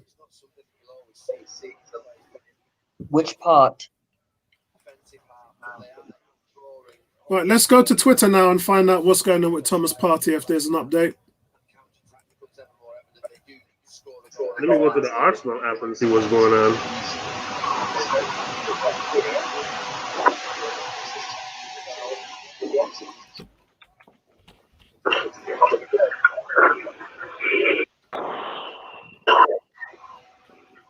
I can't believe I am so annoyed that they played Thomas Partey. And look at the possession that we have as well, 72%. Yeah, that sounds about right. Yeah, sounds about right. That's the game plan. That's the game plan. Give them all the milk and cookies and suck them in. Invite them in. Invite them in, man. My granny, what big teeth you have. My granny, what big eyes you have. Invite them in. But and then spring the trap. Because you don't do that in a derby. It means the other team has more chances. And why are you putting them away? You just saw. I mean, we talked about Song had one chance in the back of the net. Harry Kane one chance in the back of the net. Aubameyang's had 2 chances. Oh dear. If we had very solid defending there from the only player that we signed this season who's really covering themselves in glory. Unfortunately, he's a centre back. Can't play 4-2-3-1 or 4-3-3. Do you think Tottenham will come with?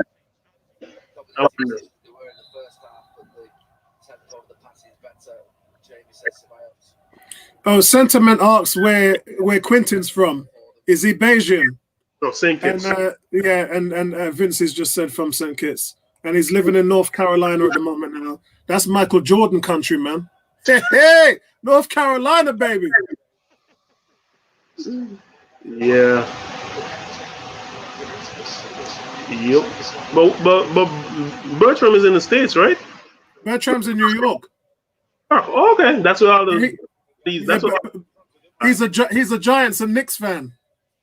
But he don't want to talk about the Knicks, so he don't want to talk about the Giants.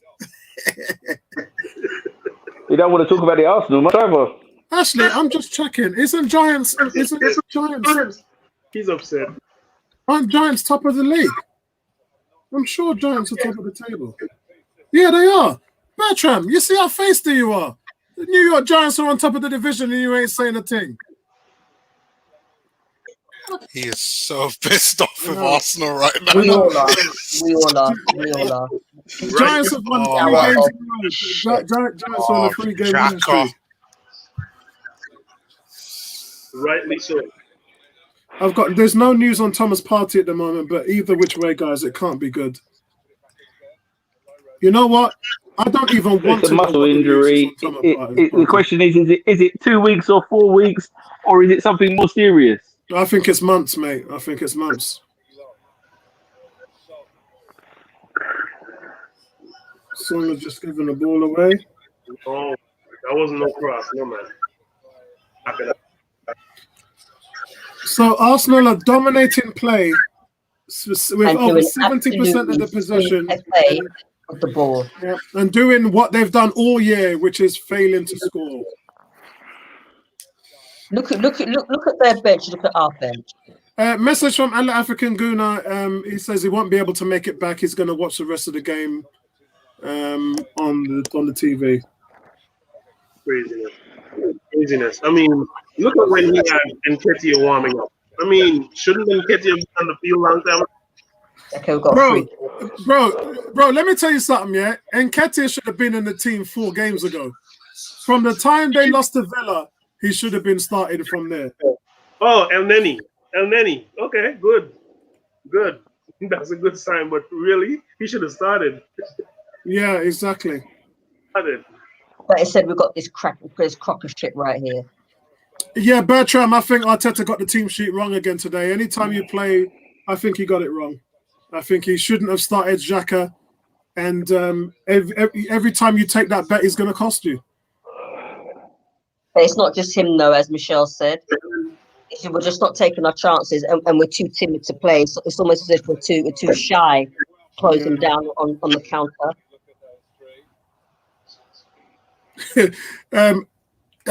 Vincey has broken into song with a glass of gin by his side, saying, "We'll win again. Don't know when. Don't know where. We'll win again. Don't know where." Well, it won't be from a shot like the one I've just seen from Willian, which looked like it was an attempted drop goal for a rugby player. It was a ridiculous finish. You know what's silly? It's half an hour left of the game, guys. Half an hour left of the game. If you score here, you're right back in the game.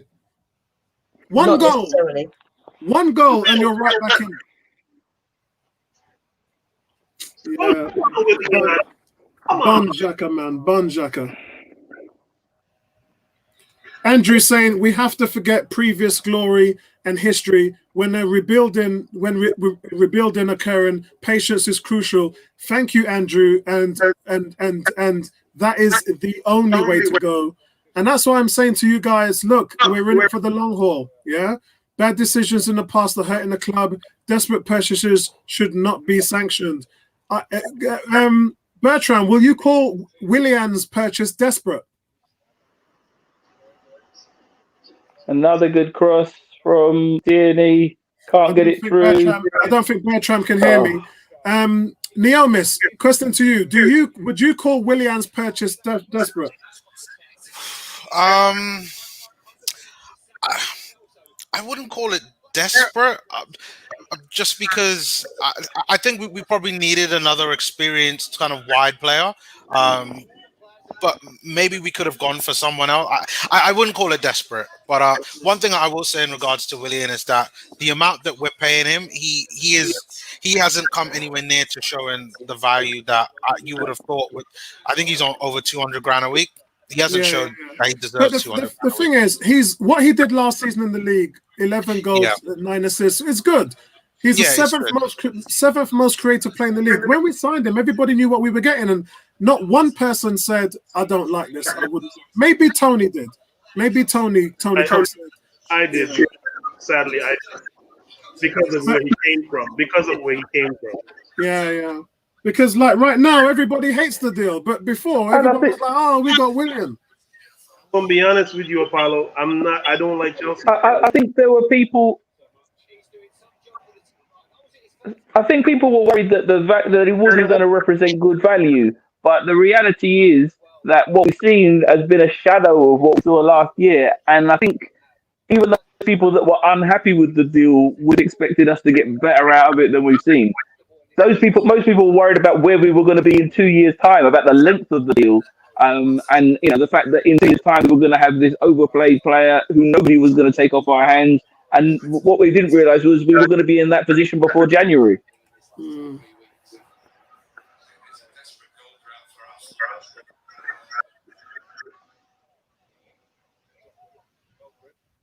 think he'll get through Tottenham like that. I really don't. It'll be a real tough ask.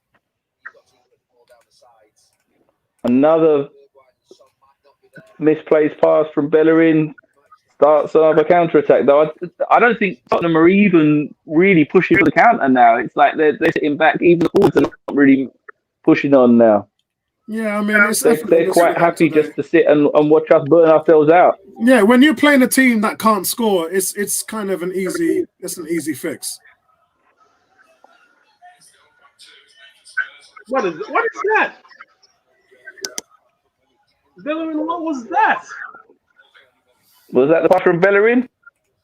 Yeah, he just walked in from the flank and just. Hey. Yeah, I knew what you were talking about. Oh my God, I can't believe. But listen, I mean, I could imagine. I used to play manager all the time. I could think of countless ways we could have rescued ourselves from this nonsense. When I realized that Bellerin relied first fix would have until loss and remove him from the game. been my first fix.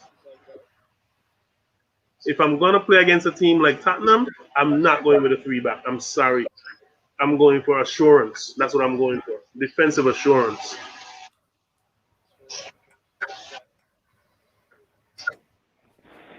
Next thing I'm going with is a lone striker right at the top. One lone striker and 3 attacking midfielders. Left attack, right attack, and central attack. That's what we need. And you know who I would put in that central attacking position?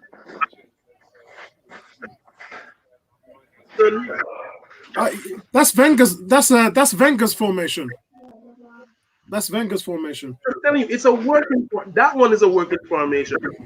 Wenger used to have Giroud up top, and he used to sit Walcott, Sanchez, and Ozil behind him. And that team gave you 65 goals in one season. I'm telling you. Listen. I'm telling you that you need a forward who you can find when you crossing the ball so much. Giroud was easy to find whenever you cross the ball because he's a big forward. He likes to go for crosses. That's his game. I think most importantly is defenses had to worry about Walcott and they had to worry about Sanchez. Of course. And it made Ozil's job easier because all of those players worked hard. But Apollo, be honest with me. Be honest. Let's be real. A Maestro's game is perfect for a game like this. Ozil could them with that same strategy. He could have to sit in that midfield and just run the game. That's all I need him to do. That's it. The thing is, I think Ozil had more targets to hit though in that because Walcott always made runs, Sanchez always made runs. Giroud, you just had to cross the ball into Giroud and he'd header it. I don't think this team's got the same targets. I just don't think this team's got the same targets. Yes. It's either, listen to me, it's either center forward or center attack. 2 roles either be filled by Lacazette as a center forward or by Nelson as a midfielder. Or even Willa. You understand? Even Willa could fill that role. I feel sorry for Aubameyang, man. I feel bad for him. He needs somebody. I think he's given up. He needs somebody to feed him in the center. Yeah, I feel. Looking at his face there. Oh my God! Arsenal crossing the ball in. Oh, it's a great save by Lloris from Lacazette. This is embarrassing. It's really embarrassing. You can. I'm telling you, if anybody comes and they just drop in on this game and see Arsenal in possession, the first thing Arsenal is hot. They're playing hot. They look hot on the field. Look up at the scoreline. Tottenham 2, Arsenal 0. Like really? Yeah. That's so a corner to Arsenal here. And nothing of it. You guys are a minute ahead of me, but I'm not hearing anything from you guys, so I'm just saying what I'm seeing at the moment. I'm just letting you find out. The only way that I'm gonna let you know that it's a disappointment is by my reaction. Yep. That's why I'm not even asking her the questions that I wanted to ask her. You know, remember I told you I wanted to engage her. I ain't even asked her. They don't apply. And Michelle said, "How can you feel sorry for Aubameyang? He's got the mega bucks he asked for, and as captain, he needs to lead." Yeah, true. Good point. I can't disagree with that. I think sometimes though you feel dejected because you look as a captain, you look at your team and you see the players around you, and you know how many times have you heard in sports that you applaud the people around you that you want to take into battle with you, and you look around this Arsenal team now. Who exactly would you want to take into battle with you? Who? Not Aubameyang.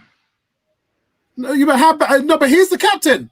So I'm saying, get rid of the general. If the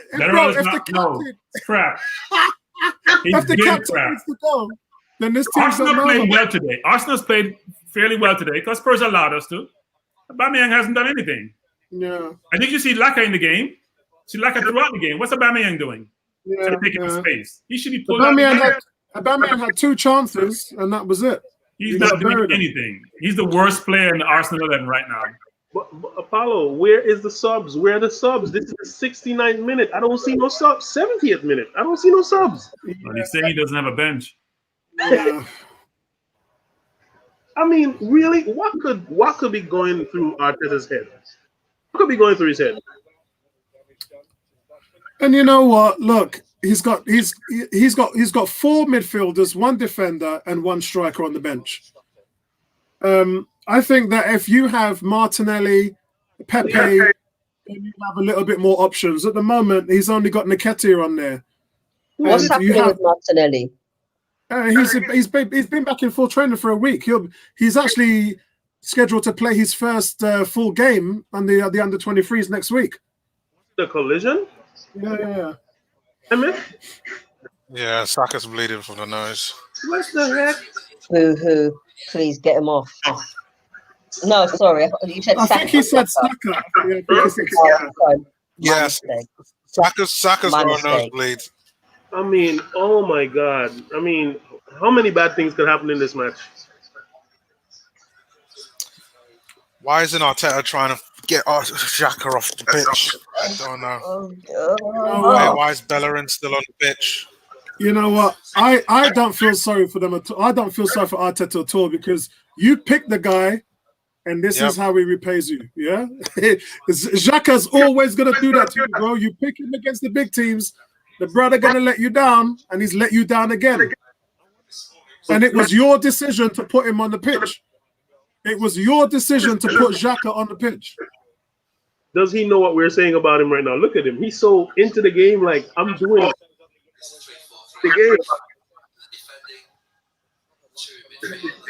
Right.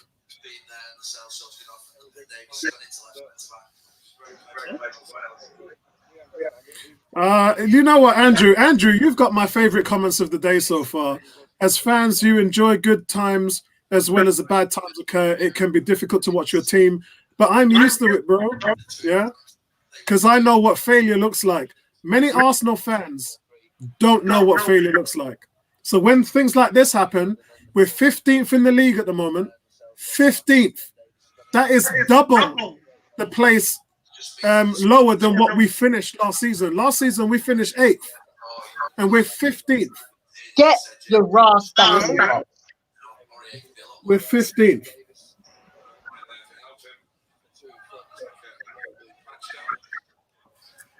But think about it. The Leeds game, men, we played a whole lot better, a lot more stable with that 10-man thing against Leeds than this.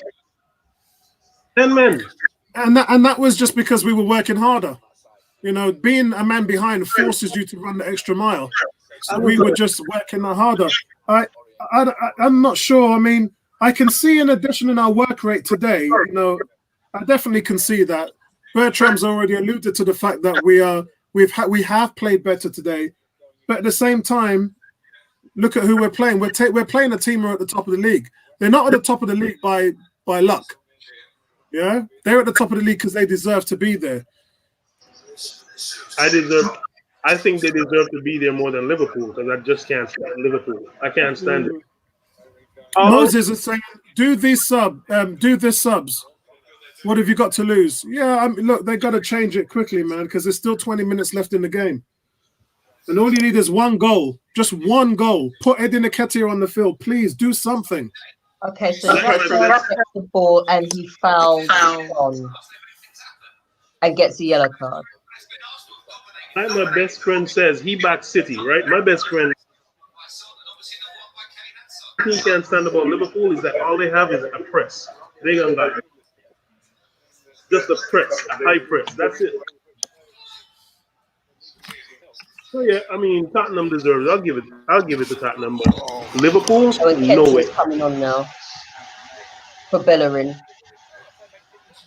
Xhaka gets a yellow card in his stupidity. I can't stand Salah. I can't. I mean, I feel disgusted to call Salah a winger. Seriously, because I feel nobody's supposed to be letting Salah pass. Nobody. I'm sorry. You could get angry at me if you want, but I don't rate Salah as a winger. No. Listen, we're here. You don't rate Salah? Football is all about opinions, my friend. Don't matter what. We got people on the forum. I'm sorry. What do you mean you don't rate Salah? Can't hear nothing. As a footballer or as a racing car driver? Which one are you talking about? Can't hear anybody right now. Come on. I rate Salah. He's an exceptional footballer. It's not even a question. Well, exceptional. He's not ordinary. He's exceptional. He's world class. It seems to be a world class footballer. Yeah, it seems to be a question because some people don't like him. Well, not liking the person. Let's talk about their capabilities playing football. I agree, bro, but some people just don't like him, innit? Yeah. Am I not hearing anybody right now? You know, look at our own, look at Walcott and look at Giroud. Two players who used to come in and get you goals, and some Arsenal fans just didn't like him and never did.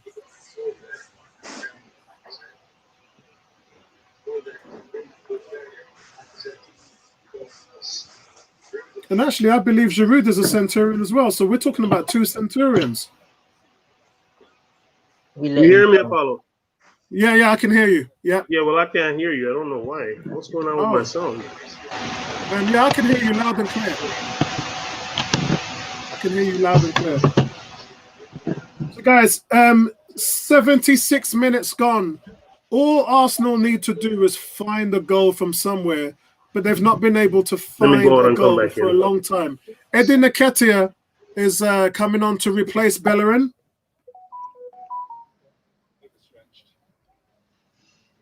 So, look, I don't know why he gives this Nketiah 10 minutes, 8 minutes, 6 minutes, 11 minutes. I don't see the purpose of giving Nketiah these little tiny minutes. He still hasn't started a game this season. Look, man, you get what you get. This is all a discussion, and this is all happening because of your choices. You chose the players to go on this pitch. Players that have let you down weeks and weeks and weeks and weeks. You've chosen those players to come back on the field and do exactly the same thing that they've been doing time and time again. And the players who haven't been able to get in the team, to an extent, because, you know, Pepe, Willock, I get it, you've given them starts. But to an extent, you've got you've got 2 or 3 other players that you should have given a chance. And why are you leaving El Nene on the bench? Why hasn't Niles started for you in the Premiership? Questions that Arteta needs to answer. Aurier does really well to.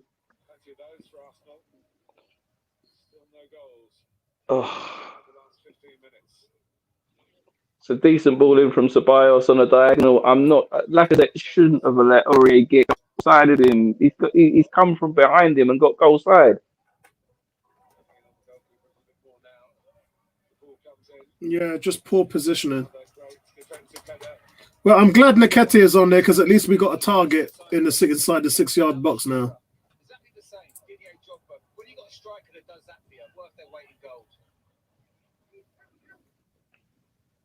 We're just flinging crosses in left, right, and centre. We're just playing into their hands.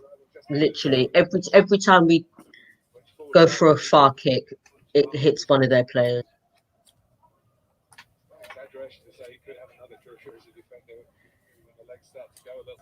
What's our percentage possession right now? It was 72% to us.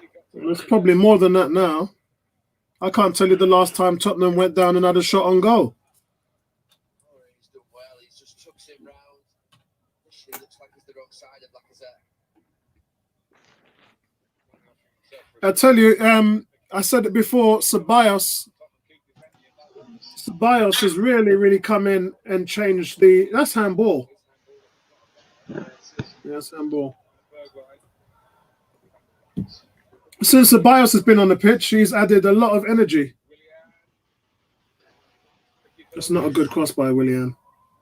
It's terrible.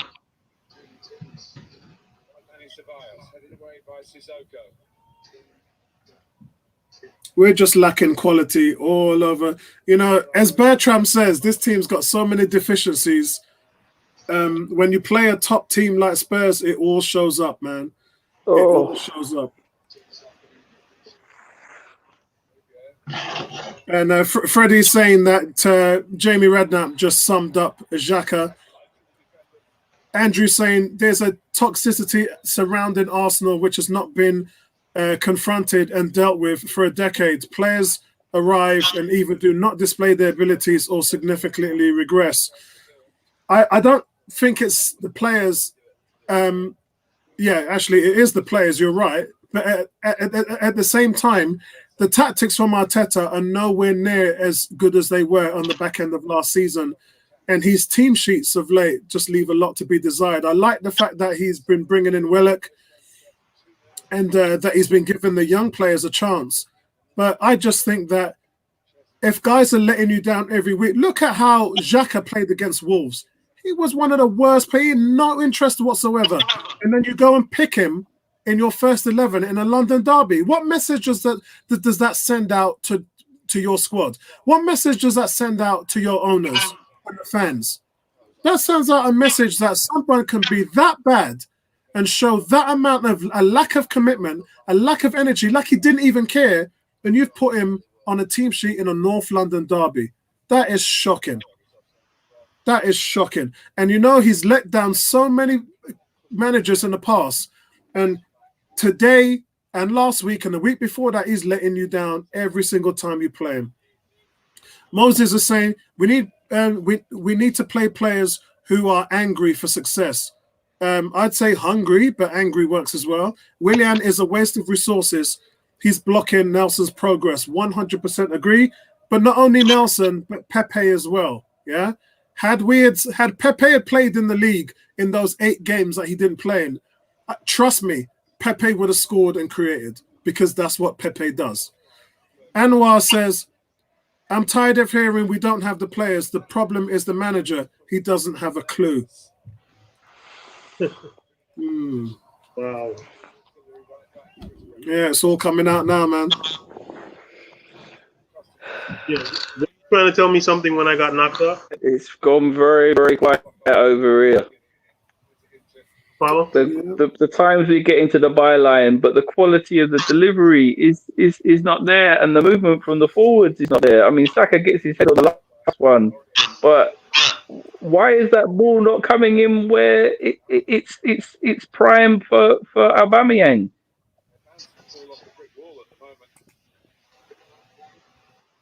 You know, I've stopped watching training videos because what they're doing in training just doesn't translate to what we see on the pitch. Alba gets one-on-one with the isolated with the centre back and still can't get away and get a decent shot away.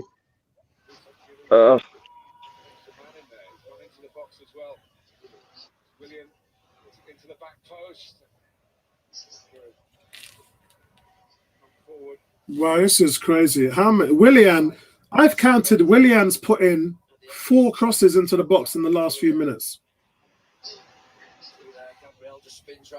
And that was a better cross. You just need people to come in and be more committed.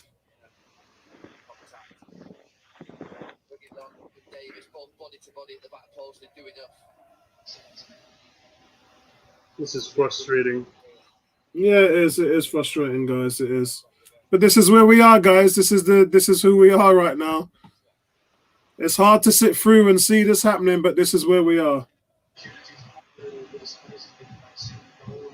Yeah, I was asking. Oh, come on.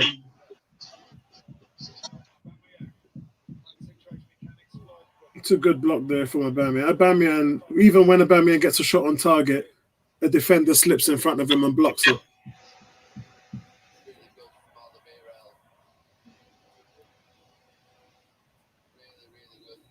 Yeah. Arsenal have had 5 attempts, 2 on target in the second half. Tottenham haven't had a single attempt.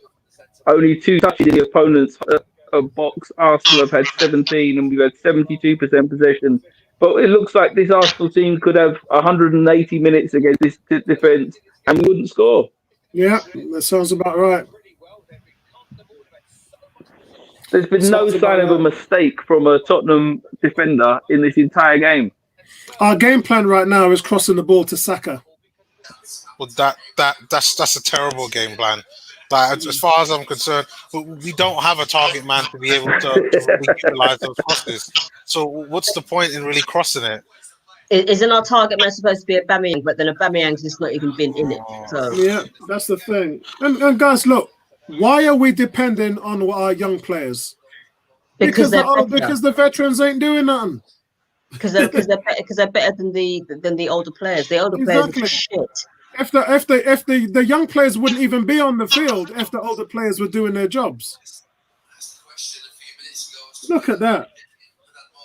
Oh my God, those statistics are shocking. I mean, you can't really blame Willian for blocking Nelson's progress. It's actually the manager, because the manager is the one who picks the players at the end of the day. Yep, I completely agree. So questions need to be asked of Arteta's selection process, because it is absolutely atrocious. I agree with Moses. Moses is saying between Aubameyang and Lacazette, they should not be on the pitch together. That combination never works. They should be dropped. 100% agree, my brother. It never, ever works. Both players should be dropped. I've seen more chemistry from Willock and Nketiah and Nelson than I have with this lot. My mum could do a better job, but she's 75. I've seen more chemistry. I've seen more chemistry from Nelson, Nketiah, and Willock than I have with any of these lot. Seriously. I told you in the first half I needed to sub on your grandmother in place of number 34. So I thought that was my grandmother wearing a number 34. Style is saying this is embarrassing. It is embarrassing. It's not even the scoreline. It's not just the scoreline, but it's the whole performance. And they haven't even got Bale on. That's how embarrassing. That's what I'm saying. Bale ain't come on yet, and Bale is a deadly man. A deadly man. And I don't think Bale is going to come on, because there's no need for him to come on. There's no need for him. The job is done. The job is done. Look at the Son goal again. It's like everybody's running off of him. Because right now we're in damage prevention. That's what we're in right now, damage prevention.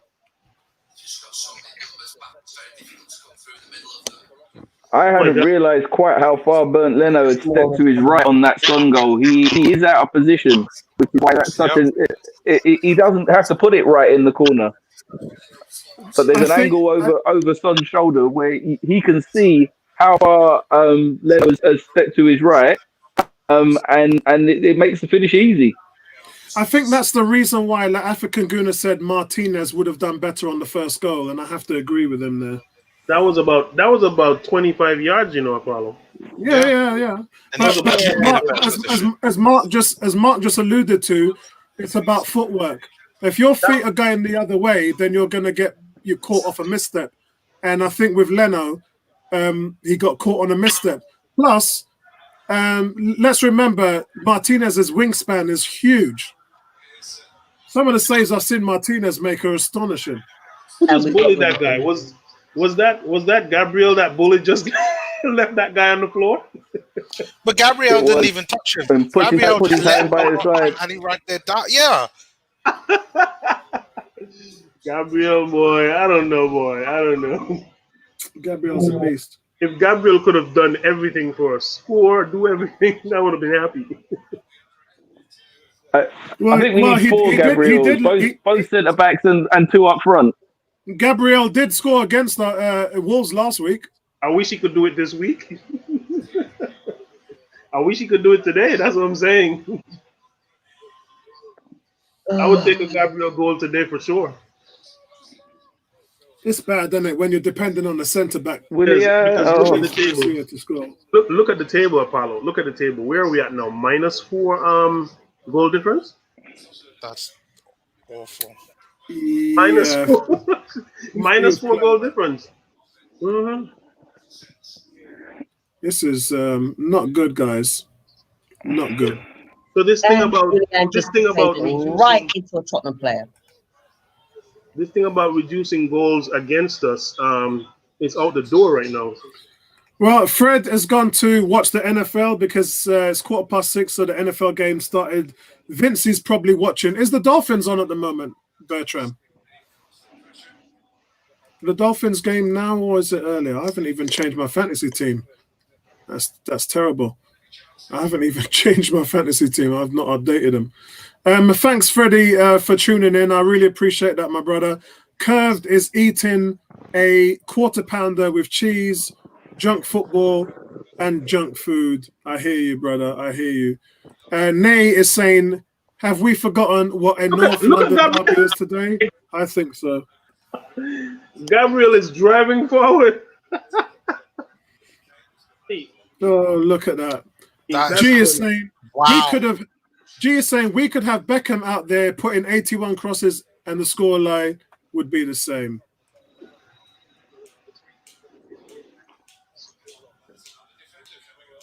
Damn.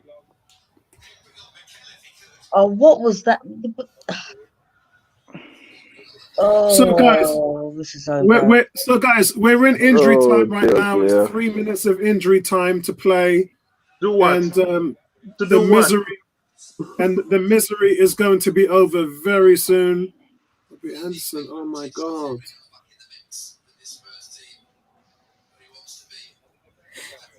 Nice cross, but nobody on the end of it by Tierney.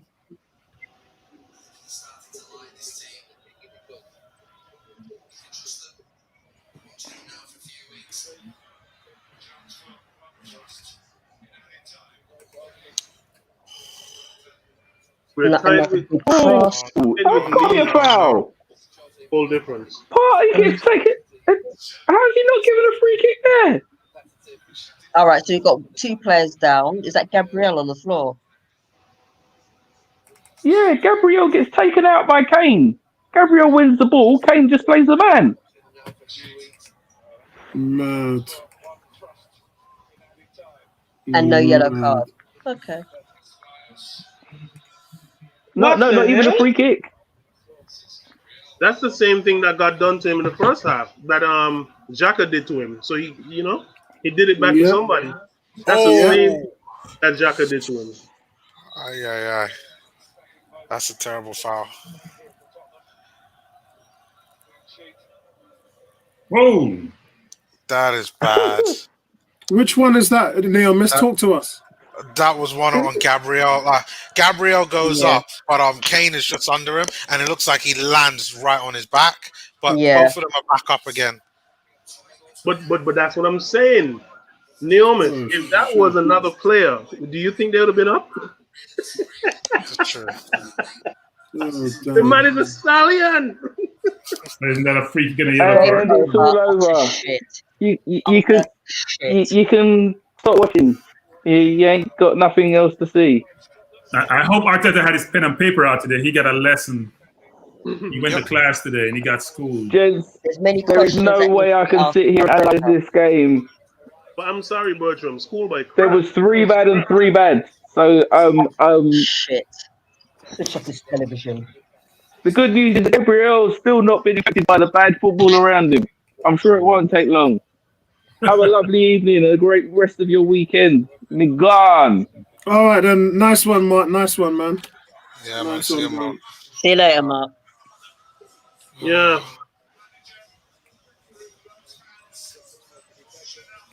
Yeah, this is enough to send anybody crazy. I'm telling you. After seeing what we saw on Thursday night, I think this is enough to send anybody crazy. Yeah, because but you left a lot of those good players on Thursday night away from the game, and quite frankly, picking the players that you're picking in this game, some of them shouldn't have even been starting. Thomas Partey should never have started this game. I would have gone with Ceballos and Maitland-Niles in the midfield. Oh, okay. But Listen, Apollo, at the beginning of the game, we did say Thomas Partey was going to be a risk, but the benefits of Thomas Partey outweighed the risk. It's just that we lost that bet. So I won't criticize him on that, but everything else you got to criticize him for, because like I don't know what, like it's Arteta's fault when it comes to the tactics of the team, or whether the players just aren't listening to him. Because why Granit Xhaka isn't playing in his position, whether it's a DM or central midfield, he's trying to get into the box for Harry Kane's goal. It's so frustrating. Yeah. I mean, guys, look. I'm gonna go across the board, and then I don't. I'm not in the mood to do player ratings at the moment because no, I was ready to hit Willian in the second half. I was ready to give him a 4 or something, or 5, a 4. I'm giving Willian a 3. I can't even tell you who our best player was. I mean, it was probably Ceballos. Gabriel. Yeah, I think it was probably Ceballos for me because when he came on, things started working its way forward. How could he be the best player and he just came on? I don't get it. Ceballos has been on for a while since Partey came off. 17 minutes? The first sub was like Ceballos has been. He's played. Yeah. But and everything I mentioned 2 or 3 times how he was springing balls into attacking positions and really kind of being a facilitator for the team. All of the attacks came from Ceballos, but I can't even read. This isn't. What I expected today to see in a London derby, I didn't see that today. I think they improved slightly, but not to the point where did they run their hearts into the ground? No, they didn't. Did they take their chances? No, they didn't. They were wasteful. There was a couple of good chances that they had in the second. Well, they had some decent chances. A couple of them were clear cut. They should have actually hit the back of the net. But for me, this game is worse than when we had than 4 years ago when we had Cech in goal. But guys, I just want to say straight off the bat, thanks for everybody who's joining us on Facebook and on YouTube. Appreciate everybody staying together. Last week we lost against Wolves, and we had nearly 4,000 people watching that. Our stream went for 4 hours. That's how disjointed we were. I don't really want to get into that today. We lost. This game was our most important game thus far this season, and we didn't show up. And it pretty much tells you all you need to know about where the players and the manager is this season. But it's going to be hurtful, guys. I think this is the 11th game. We have 27 more of these to go, and it's going to be frustrating. And you guys just have to dig your heels in because it ain't going to be pretty. All we're looking for is incremental improvements week on week. And I think the only way you do that is just stop picking these degger players like Xhaka. Don't be picking these players because you're not going to improve. And I think it's time now that you rest Willian. I've been sticking up for him as long as I can. I think it's done now. There's no reason for you. I believe Pepe's going to be back after his ban has been served. There's no reason for you not to put these progressive players in, like Nketiah, like Nelson, Smith Rowe. There's a whole trailer load of players, Maitland-Niles. There's 4 or 5 players who should be playing in games like today. Why? Because they give a shit. Because they'll run harder for you and they'll try harder. It doesn't matter whether their end product isn't good enough. Yeah, it doesn't matter if there's inexperience because the guys who are on there ain't doing that. They're not giving us no heart, no desire, no production, no productivity, and they're not giving us no heart. So stop defending the players that are on the pitch and change it. Time to put different players on there who are going to give a shit. As far as Arteta, Arteta lost this game today. You got done by Mourinho. Yeah? This is exactly how Jose Mourinho wanted this game to play out. Make no bones about it. We played right into his tactics from the get-go. And honestly, I'm shocked we just lost by 2 goals. And we lost by 2 goals because all Spurs were doing from the opening window is sitting back and waiting to hit us on the counter. Chelsea under Mourinho have been doing that for us for 10 years. And you still ain't learned a lesson from it. Let's go around the clock. Bertrand, do you want to go first? Earlier we talked about the goal. Do you want to go first, Bertrand? And Apollo was justifying I don't think you Bellerin. can hear me. Bertrand, can you hear me? Yeah, I can. Yeah. You go first, bro, and then I'll go to. No, I'm saying when we spoke about it earlier, I said Bellerin was the fault, and you defended and said it was a great goal.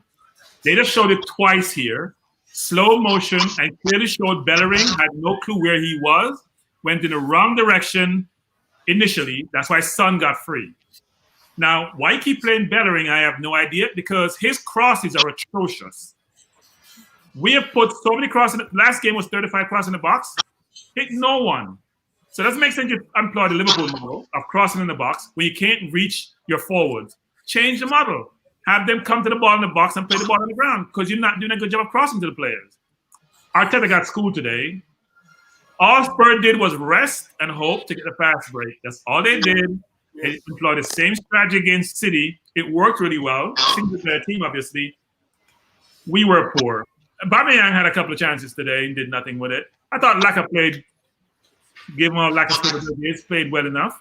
But we've talked about William. And since the Fulham game, William hasn't really had good games to be deemed to be a forward who is dangerous. And I'm not sure what is in Arteta's mind. But I think when you have the worst record since, 75, we have lost how many games? After a while, this whole notion that Arteta is a genius, that FA Cup is wearing off. That's all I'll say, wearing off. And he's going to become under pressure because the 2 goals today was a lack of managing and a lack of coaching. Yeah. Yeah. It was, Neomis, let me go to you and then I'll go to Quinton and then I'll go to Ebony. Yes, I mean, just kind of reiterating everything that Bertrand kind of talked about already. For me, 2 players in particular, I think this is coming at a fault of Bellerin and Xhaka for me. But I mean, really and truly, it's all down to Arteta and his tactics. And whether it's, I don't know whether Arteta is coaching them to tell them that, or whether it's the individual players playing in that way and them just choosing to do that one way or another. I don't understand how you're the manager, coach of Arsenal Football Club, and you keep allowing this to happen. Like, I get it that, you know what, we aren't blessed with quality all throughout the pitch, but when players aren't playing well, when they're not performing in games, you drop them, you replace players for those games. This was a game that I knew Granit Xhaka was going to start, but why is he starting? Like, I know Bertrand mentioned about Bellerin. Play Cedric Soares there. Like he should be playing. It can't get any worse. Like even and El Nene, Niles, and Soares should be on that field. Exactly. Should be on that field. And you know what, right? Even if you don't start them, why aren't these guys coming on as regular substitutes to change the games? Because it's quite clear to see where things were needed. We needed more energy in the midfield. You mentioned about Ceballos playing really well. I thought that he played well, but I thought what he was really doing was that in the first half, Partey and Xhaka, both midfielders, kept going forward, while Ceballos, his natural game was always to stay back. So a lot of the time, he's staying back, doing a lot of the defensive work, meaning that Xhaka's then continuously going forward, trying to thread unnecessary passes. So it meant that in midfield, we were just a little bit more solid, but we really needed someone to sit in front of the back 4 and to add that little bit of protection. I think against Spurs, we still would have needed somebody else in midfield, but they would have thought twice with breaking in terms of the counter-attack if we had somebody there just sitting there. And that's why we missed El Nene, because El Nene has that discipline. But Elneny was on the bench. I don't get why. Yeah. See this. When you get sucked in on a counter, that is about discipline. Yeah, and you know what, right? And that's when I say it all comes down to Mikel Arteta and the players that he's chosen to play. Like, yes, you can say that, the instructions that he's made, but I've we're what, 11 games in now? I mean, we've seen Granit Xhaka and Bellerin play so many times now this season. It's time to drop them in the Premier League. Like, they're obviously not listening to your instructions. Yeah. Quintin, what was your overall thoughts? I'm disappointed because I think he's tested enough. Arteta has been using these past few weeks. This is week 11, right? In week 11 we're in, and I feel that you've done enough testing. It's time to put a solid squad, a main squad, into play, and keep that squad and just make small minor changes. I mean, I know everybody doesn't like to use FIFA as a reference in terms of judging and putting, ideas together for real life plays, but it gives you that chance to see everything from a wider perspective, to lay out how you think your field and your team is supposed to advance. And I feel that 3-4-3 is no longer working. I felt that way since with Emery, and I still feel that way now. I do not think a 3-4-3 is ideal for Arsenal. Arsenal needs to go with either a 4-3-3 or 4-2-3-1. Those are the two formations, because we're attacking force, and this counter-attack, wing-back style of play, I think is getting old for us. There's one thing I want to add to that. I agree with you in principle, but tactically, the benefit of being a good tactically manager in terms of preparation is to know when to change it and how to change it. And I went for a 3 at the back today, and a 3 at the back for me works against this team. Some of the best games that teams have had against Spurs are where they have played 3 at the back. But not just that, but the best success that Arsenal have had under Arteta is when we played 3 at the back. Since we've moved to a 4, it's been teething problems, mainly because of the midfield. Maybe because the midfield have not been there to protect the back 4. Whereas when you have 4 in the midfield and 3 at the back, that protection is slightly easier. But today we got sucked in, and you can't really account for that. When you get outcoached in this manner, it's very difficult to account for. But in saying that, as I said, this team has had more success with 3 at the back than it has with 4. But I understand, and I fully agree, Arteta's future in this team is a 4 at the back. That's how they want to play, and they have to find a way to make that work. And at the moment, they haven't found the way. Yeah, they haven't found the way. The kids, you've been saying it. We have the players to play that 4-2-3-1. 4-3-3. I'm sorry, we have the players. You just need to implement it, because, like you said, I think last week you made, was it you or Bertram, made reference to a 4-3-3 where you got 3 midfielders, you got the 2 holding midfielders, and you put Ceballos to sit up top in that spot. Ceballos, central midfield, and then you have Partey and Elneny. What did you say? Elneny had Elneny and Partey. Yeah, Elneny and Partey. If not, I would put Elneny and Maitland-Niles there, because I know Niles can do a job. Wherever you put him on the midfield, he'll do a job for you. But I think we're focused on the wrong thing. I don't think we're focused on the wrong thing. We are. I'll let 10 goals. 10 goals in 11 games. That's a different issue. 10 goals. No. Only the bottom three have scored less goals. Only the bottom 3 have scored less. That's your problem. Yeah. Think about defense. Forget about midfield. Forget about all this stuff. We have scored 10 goals. Yeah, but that's not your problem. That's a problem. That's average of less than 1 goal a game. If you score less than 1 goal a game, you can't win.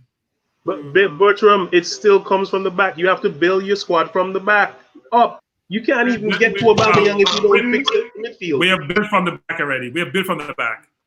So we were struggling with for years. We have now built from the back.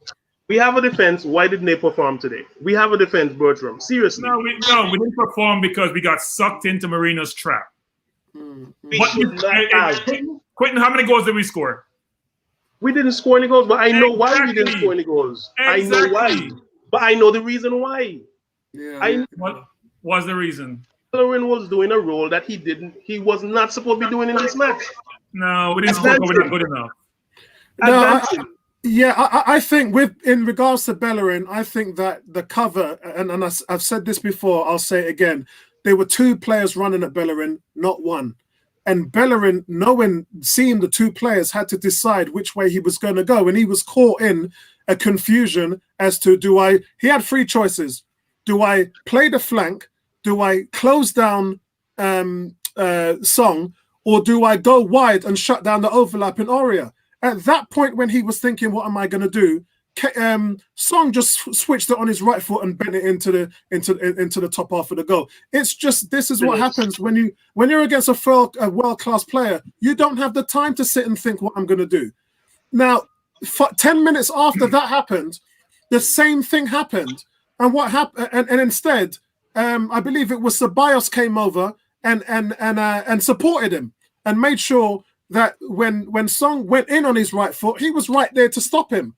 And then Bellerin went on flew out onto wide to the overlap. So it didn't happen. We just didn't have the bodies. Anytime you're against the counter-attack, and this is what it is, guys, this is all it is. When you're outnumbered on the counter-attack, the advantage is at the team who has the ball. It's not against the defense, because all they got to do, it's like in basketball. In basketball, when you run a double team, when someone is getting screened, when you run a double team, there's always going to be a man open, and it's whether he can make that shot, which is the question of whether you've allowed the basket or not. That's just math. And with the counter-attack in football, anytime you are 4 against 2, 4 against 3, or 4 against 1, you're at a disadvantage. And quite frankly, this Spurs team has shown that they are the best in the league at doing this. Along with Leicester, I'm not going to leave Leicester out, because Leicester are devastating on the counter-attack when they're fully fit. But Spurs have rolled teams over on the counter-attack. And regardless of what we have done, we got ourselves in that position because we got sucked in. We got outplayed. We got outmatched. We got outcoached. And that's just the game. The guy in the post-match review just said it. The thing about Mourinho is that he does whatever he has to do to keep that clean sheet, to lock in that win. You know? I mean, it's crazy. This wasn't about Mourinho's genius. It was about Arteta's inexperience. It was about Arteta's decisions and also the players' decisions. The fact of the matter is, you know how they're playing. You cannot, if they have 2 up, you got to have 3 back. It's basic one-on-one football. Bertram. Sorry, go on. Let me answer this question first. Kuke saying Apollo, where will Arteta be? They're not going to sack Arteta for now. They've made it clear that they're going to go through this process unless something drastic happens. If this carries on into Christmas or past Christmas, then maybe they might do something. But they have a plan, and I don't personally think that if they lose to Burnley next week, I don't think it might come to that. I could be wrong. But they have a plan with the boss. Go on, Neomis. No, I was going to say, kind of follow up on what everyone's been saying. Bertram mentioned before about like the lack of goals that we're not getting, and I got a stat here with Sky Sports that showed in this game we had 32 open play crosses, 36 touches outside the opponent's box, with no goals. Clearly, Arteta does not know how to set up this team to whereby we can score goals, because us crossing the ball, it clearly isn't working. And we've got Burnley next week, who, I mean, they deal with, like they're known, they're like Stoke 2.0 to dealing with crosses. So, like, what is it that we're going to do next week? Whereby, is it a home or away game? I mean, does it even really matter? Like, what are we going to do? It matters because fans back in this. Yeah, it's home, right? Hold on. Yeah, it's home. Yeah, it does matter because we're at home and we got the fans back there. And we saw on Thursday night fans can make a difference. Today, Spurs fans went nuts from before the opening kickoff. They went nuts. So I think we're gonna have to wait and see what happens in regards to where we are with that. Just saying, I want to come to Ebony because Ebony hasn't had a say after the game yet. Yeah. Okay. Look, there are questions. I've alluded to this earlier on. There are questions that need to be asked of Arteta. Number one, why does he keep on persisting with Xhaka? Okay, it's not solely his fault, but how many times has he fouled today?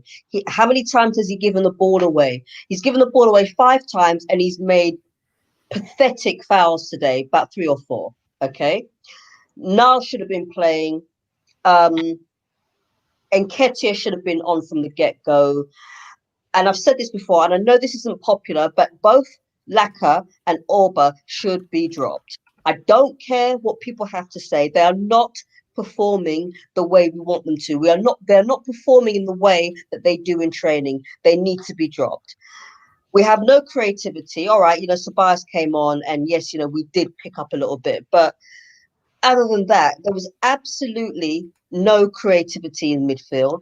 The amount of chances that went begging today in front of their goal, it's like it's almost as if we were too scared to score. It's almost as if we were trying to score that perfect goal. We just don't have the players right now. Well, we do have the players, but Arteta isn't playing them, and he needs to be asked why those players. Why wasn't Smith Rowe playing? Balogun should have been playing. We have these players, and the same, and you make reference to this every week, Apollo. The same players that have let down Wenger, Emery, Ljungberg, and now Arteta are going to continue to let down Arteta. Yeah. Okay, if you want to see some impact, and I've said this, play the kids. At least they're hungry. At least they run all day. I totally agree. And Arteta has to be brave and say, look, yes, I know you're being paid 350 grand a week or whatever it is, but I'm going to drop you. He has to be brave. They're not doing anything. I think people need to. And if you're playing against a Mourinho team, you know at some point he's going to park the bus. His team's counterattack. I don't know whether Arteta has been watching Tottenham, watching videos and seeing how they operate. If you know what Arteta is like as a manager, at least accommodate your players to actually play against that type of game. He's not doing that. That's why the Burnley game doesn't matter. That's what I'm saying. You cannot class a team like Burnley. Yeah, but we know how Burnley play. Burnley play with, by parking the bus. They more or less counter-attack than anything else. But it's easier for Burnley to game plan against Arsenal because they know Arsenal are desperate. They know Arsenal can't score. So when you play against a team like that, you take more chances. Because Burnley is a team that doesn't like to commit too many men forward. Now their midfield by their managers are going to be told, get into Arsenal's box, make runs into the box, because they're going to be pushing men up forward to try and score, and it's going to leave them more open. What I see against Burnley is going to be another counter-attacking game. And they will. Where is it? Is it at home or is it at Turf Moor? Because if it's at Turf Moor, we're going to lose. Fact. Yeah. We're going to. If it's at Turf Moor, we're going to lose. And this is where Arteta needs to actually think. All right, okay. This is how Burnley play. I have to train my players in order to combat their game. He didn't do that. He didn't do that against Tottenham. Yeah, I think people need to understand. I just got another message talking about Arteta being sacked. People need to understand that when you get into this sacking managers every year, it builds instability in the club. And if you've got a game plan, and when I mean a game plan, and I'm talking about a business plan, because that's what it is, right? From the front office, your technical director, your general manager, your head coach or manager have to have a plan. And that's the reason why when you heard them talking about Thomas Partey, Edu and Arteta was talking about him from the first week they took the job last December. So when they went out and got the player in the summer, all they're doing is enacting a plan that they've had long ago. Now, according to Edu, they have 6 to 7 players that they're looking to go after.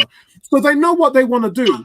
But at the same time, having the owners, because remember, when you sack managers, there's a reason why. You know, when you have fans in the stadium, the fans leave at halftime, the fans don't come up to the games, the fans own the banner up, and it causes all kind of instability in the fan base. Because of what's happening with COVID, we've not had that. We've not had that kind of fan reaction. It's not been contextualized in the media. So we've been able to have this poor form with literally no cost to the players when they walk off the pitch or to the manager. And it's something that they have to fix as soon as possible, because they need to get a reaction. They're in 15th place.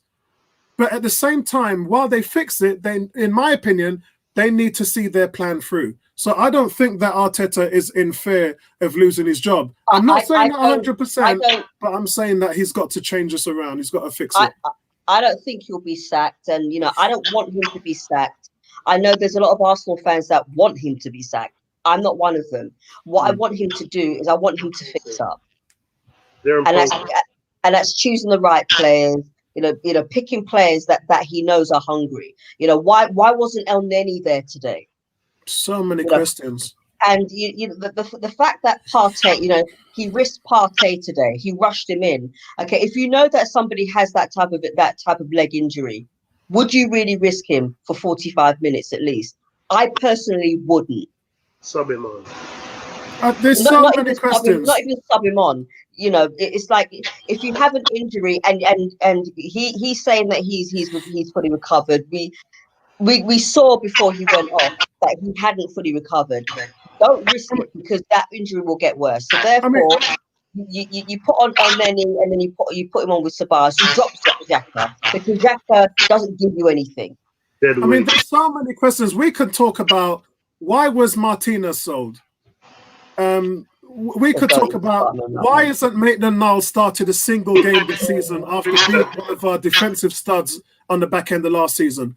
Why had Pepe only started one game in the first 9 league games? There are so many questions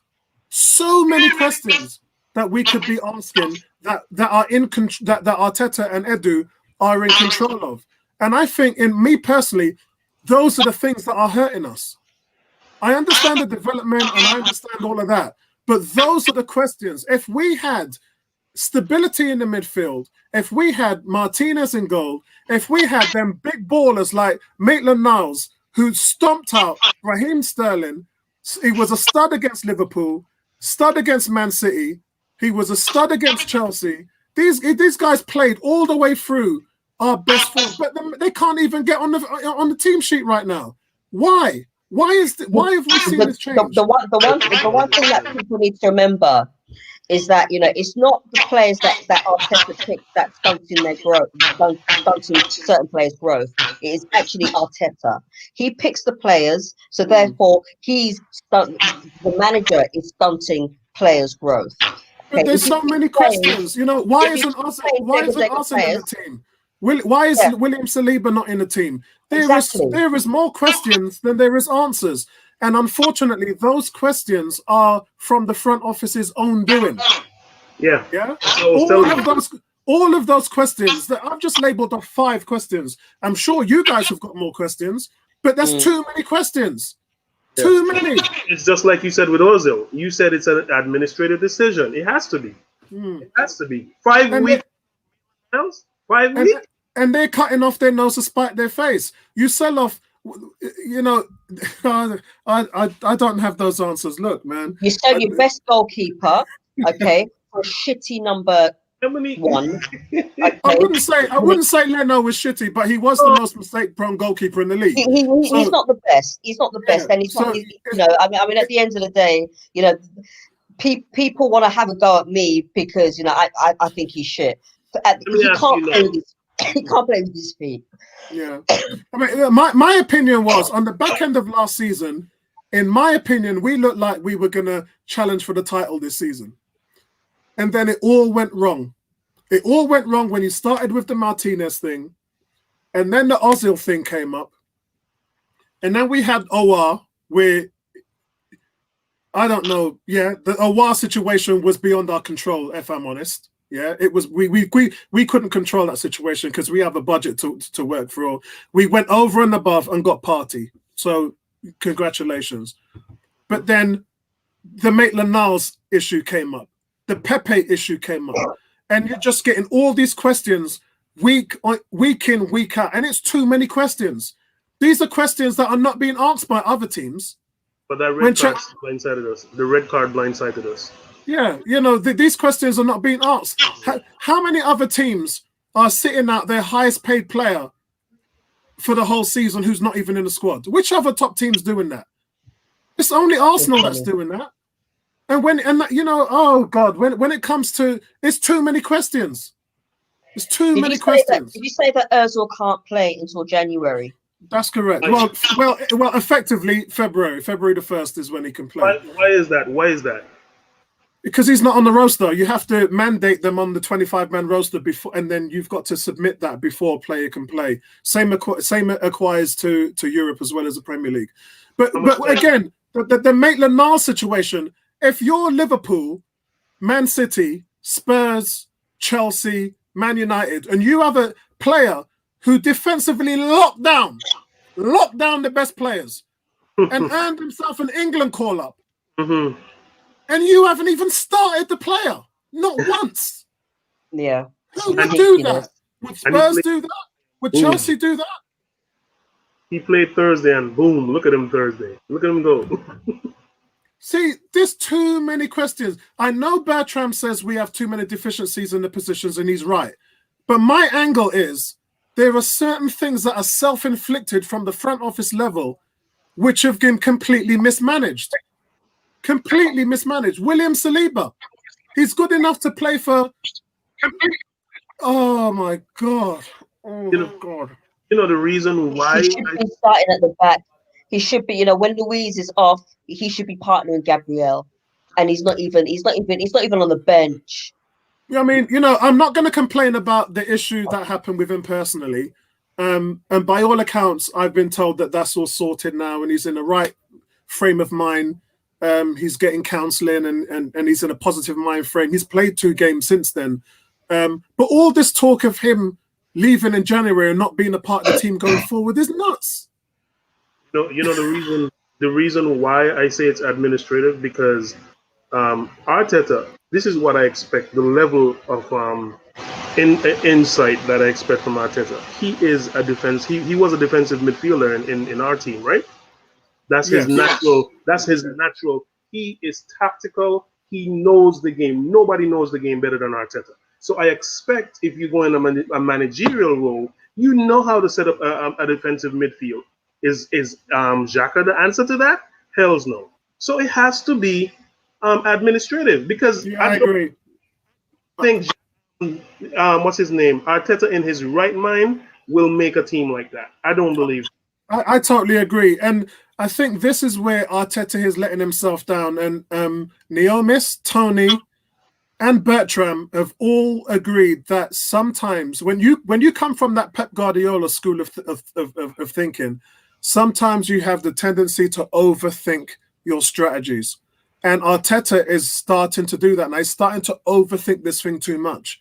And sometimes it's better, in a business sense, it's better to just keep it simple. Just keep it simple. Don't overcomplicate it. And so, I think that we're seeing a certain level of overcomplication. And I don't think he's lost the dressing room. By all accounts, I don't think that's what's happening here, because I've seen an incremental improvement in our performance against Wolves and against Spurs. I've seen us do things differently, the way we move the ball, the way we position ourselves. It's not producing a goal yet, but it's definitely better than what we were previously before Leeds, where we weren't even creating any chances. Now we're creating the chances, we just ain't putting them away. So I can see some incremental improvements, and I'm hoping that this is going to come alive against Burnley. But my God, this is frustrating. But I'm cool, man. I'm good. I'm easy with it. Sorry, Bertrand, what was that? If this was Emery, we'd be calling for his head. It's very funny how we are partial when it comes to certain people. We lack objectivity. we make decisions based on associations. We're not based on empirical evidence and information which inform our view about what we're seeing. We are awful. We have won 4 of 11 games. We have scored 5 goals in 9 games because we scored 3 against Fulham and 2 against Sheffield. We are atrocious. And no painting over. Arteta has not been good. He won a cup competition. He's not been good. Our front 4 have not been good, including Pepe, frankly. He cost 74 million and makes 150. They have not been good. So I don't know what you do because some of the kids are not good enough. Even though everybody loves Saka, Saka has no idea where the goal is. He has no idea where the goal is.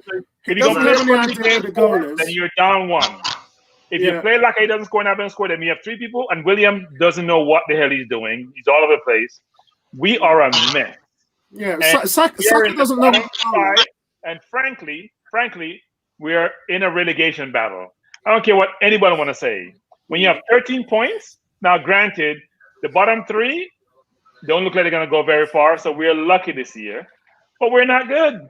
And this whole painting over like, oh, defensively we got to do this.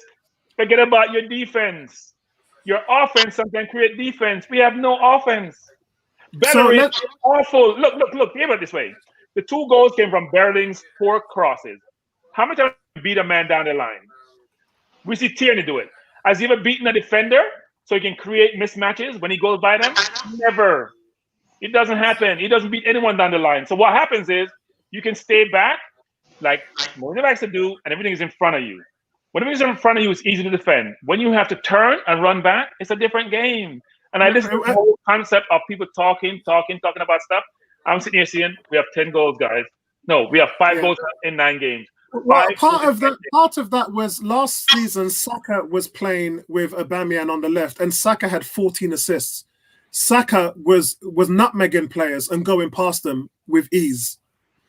I get what you're saying, that Tierney doesn't have that in his locker, but Saka was a key pivotal. No, Bellerin, not Tierney, Bellerin. Right. Oh, right. Bellerin. Okay. Yeah. So you 100% agree with you. I can't even push back on that because you're 100%. But that's the reason why I want Cedric Soares in there. But every time I bring his name up, not all of you, but some of you complain. But when I see him play, he looks the business. His football intelligence is way off the scale in comparison to Bellerin. And for me, Soares should be starting in the Premiership. That's 90% of our crosses are turnovers. Let's see what the guys are saying. We give the back ball to the other team. Let's see what the guys in the chat are saying. Guys, think about it this way. You're attacking, and 90% of the balls you play in the box is a turnover. Change the strategy.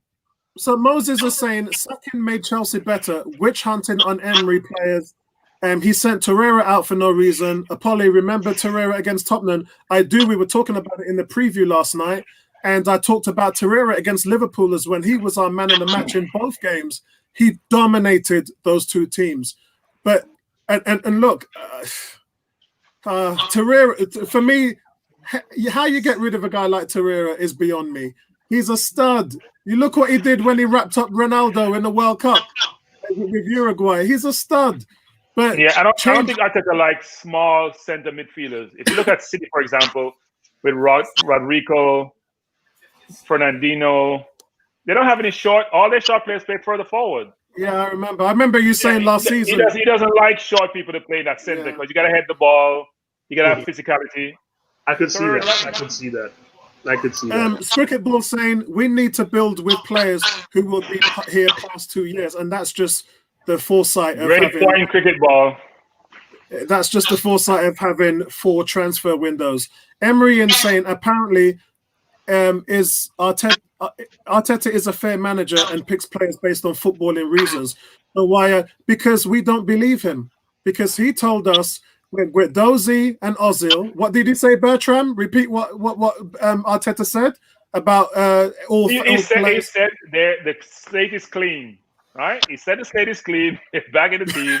Then Guendouzi ended up in Germany, and Ozil is at home taking babysitting. So I don't understand the logic, actually. I don't understand the logic. GK says, man, I'm tired of hearing about these average players not starting every week. The depth of a team as a whole is crap and I think it's more to do with the depth. I think it's just the the players who have let Emery and Wenger down, you're still choosing those players. You're still here. We are 2.5 years down the road, and you're still starting Xhaka in a team against that's at the top of the league. I don't get it. You're asking for failure. That's what I you're think doing. he's gonna be forced to make changes. Results sometimes force you to try something different, and he hasn't learned. Made this a month ago. Not in this case. Apollo, he's 4-6. Apollo. Yeah, he should have made his changes a month ago. Maybe he should have, but he's 4-6. At some point, he's going to be under pressure, and I think it's starting to manifest itself now. Yeah, when we lost against Villa at home, that to me was when wholesale changes should have taken place. What happened the week after? The same players going on the pitch, and he's getting the same result. Dude, you're getting the same result because you ain't changed it. That's why you're getting the same result. You know what they say about the first sign of madness is doing the same thing over and over again, expecting a different result.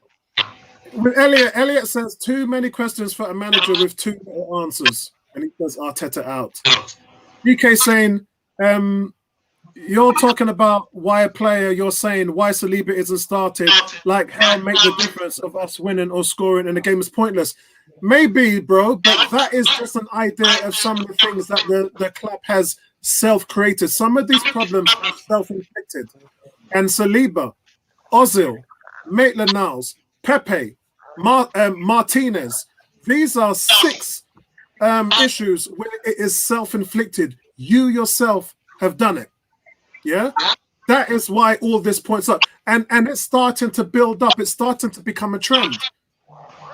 It's starting to manifest itself as a problem that you've created and you don't have any answers. Last week, we said, and it wasn't me that brought it up. I believe it might have been, I don't know whether it's Tony Neomis or African Coon. It was one of those 3.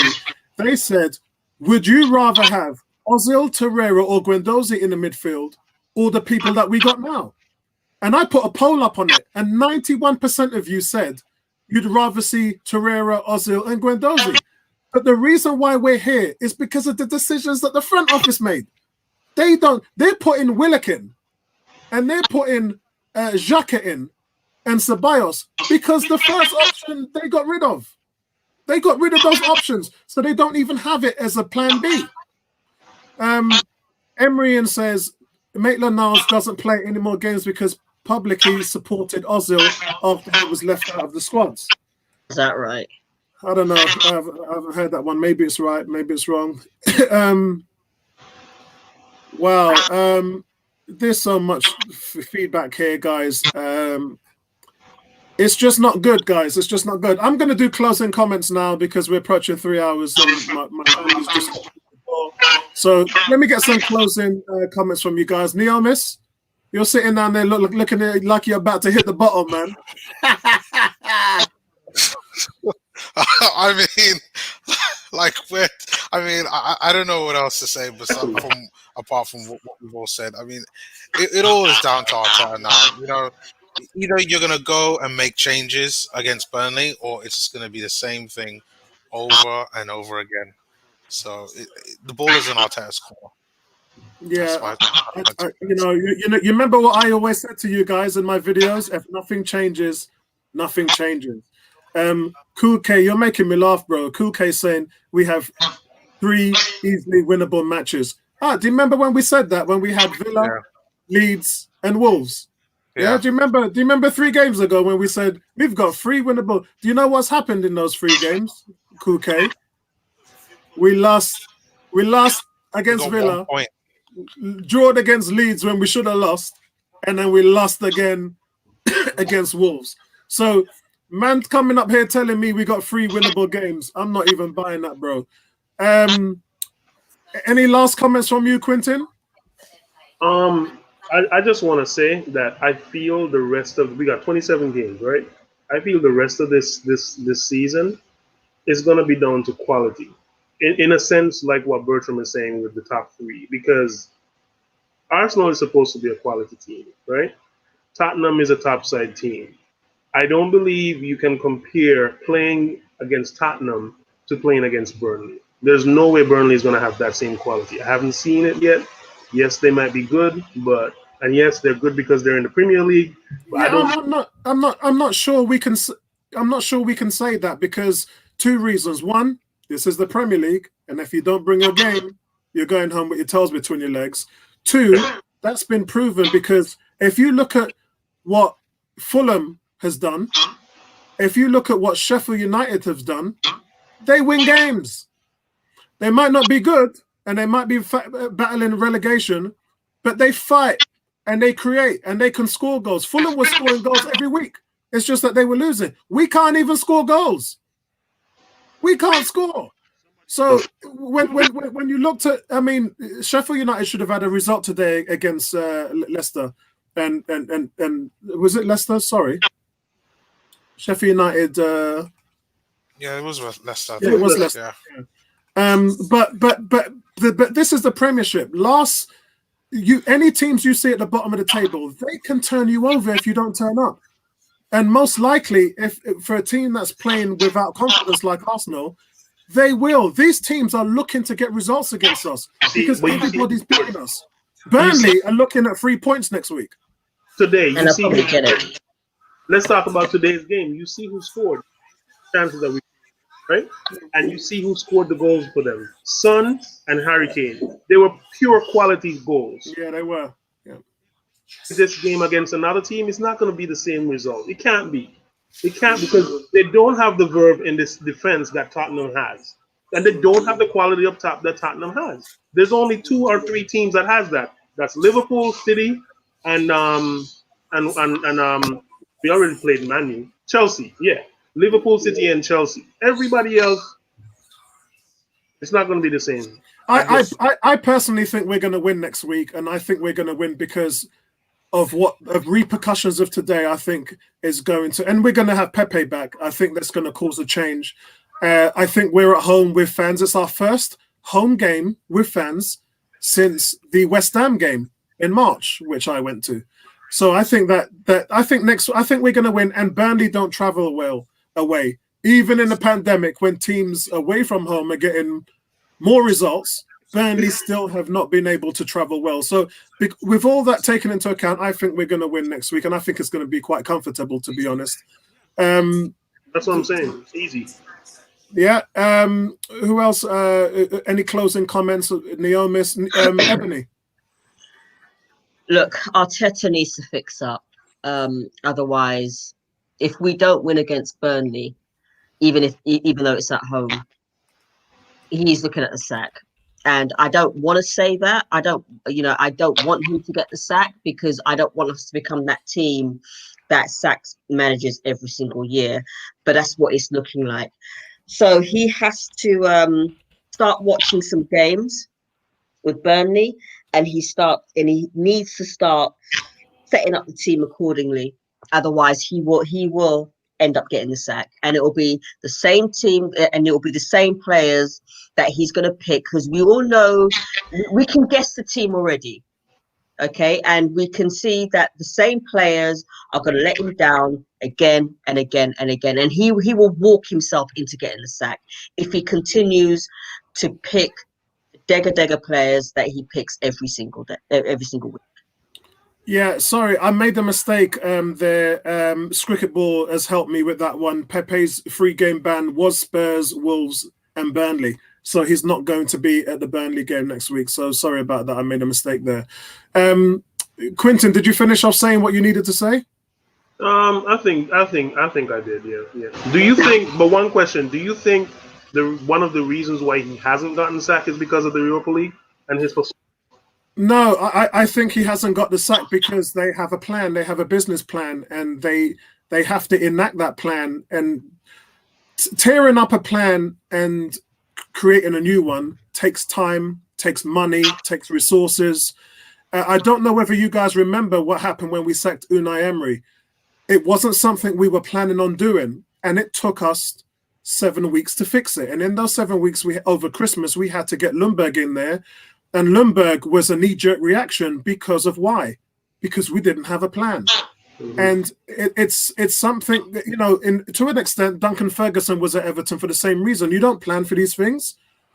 Normally, when a manager gets sacked, they get what you call we call it the vote of confidence.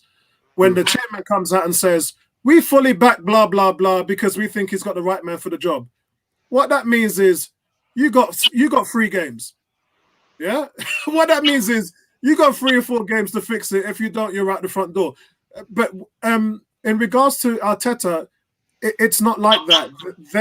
Arteta has been their man for a very long time, even since before Unai Emery got the job. He's been the guys that the owners have wanted to go for. They're not going to quit on him, knowing that he's dealing with the same issues that Emery and Wenger are dealing with. And he's an Arsenal man. So yeah. But more importantly, it's the roadmap. It's the incremental plan. It's, do they believe in what his plans are for the club? That's the key. And if you do, then you keep him. If you don't, like Unai Emery never had a plan. Unai Emery was like, I'm going to come in there, I'm going to do my thing. I've got Wenger's players. I got Mkhitaryan, I got Ramsey, I got Torreira, I got all these good players. I'm going to make it happen. Yeah. Arteta, he ain't even got those players. He ain't got no midfield. And the ones that he had, he let them go. Like Torreira and Guendouzi. All the talent that Unai Emery had, Arteta don't even have them players. So with Arteta, they're going to go with his plan. And whether it bites them in the arse, they're going to go with his plan. And that's why I think that. So I have to butt in because I'm having a headache. Arteta has better players. Yeah. This whole notion about Arteta not having... No. He has better players. And you made a decision about certain. We don't agree with that, and I don't. I've not agreed with your analysis of it either. Yeah. No. But we don't agree, Apollo. It's good for us. It's good to not agree. Couple of things. One is Mourinho got sacked the year after he won the league. I think he was in 14th position when he got sacked, similar to what we are. If by the beginning of the year Arteta doesn't turn around, he's going to be joining Pep at Man City again as his assistant. They will have no choice but to sack him. The media and fans will sack him. Yeah. Not even Kroenke. That's how Mourinho got sacked. Look, we know Chelsea's owner changed people even when they win Champions League, and he's less patient. But Kroenke will have no choice but to sack him if the result continues, because it's become unbearable. Fans will be back in the stands. The media will have it in the paper every day because they like to sack people, and they do it a lot of times. They will have no choice. But think about it this way. Arteta is part of the problem. So the way Spurs plays this, when their Reguilón and Aurier goes forward, Sissoko and Holberg cover for them. They play deep, they cover. They are never exposed. Even when they go forward. Today they even see that more. They're never exposed. Today when Bellerin went forward, well, we know that Partey should have covered, right? But Partey got injured. But even on the first goal, he wasn't injured then. No one was covering. And Bellerin made a wrong decision about who to go mark, but no one was covering. Secondly, on the other side, Tierney playing the left of the three, he was way in the opponent's half most of the game, deep. So when he loses the ball, there's no Saka to cover. Xhaka is not quick enough, athletic enough to cover. So we're like in the Wenger days. The fact of the matter is, guys, that Arteta is part of the problem. I think we all agree on that. I think we all agree. The one thing, guys, 4 out of our next 5 league games are at home. And fans are going to be there, so that's a good thing. Home nowadays. It's not ours. It's other teams' own. It's not even an advantage anymore. Guys, are we going to beat Burnley at home? I hope so. No.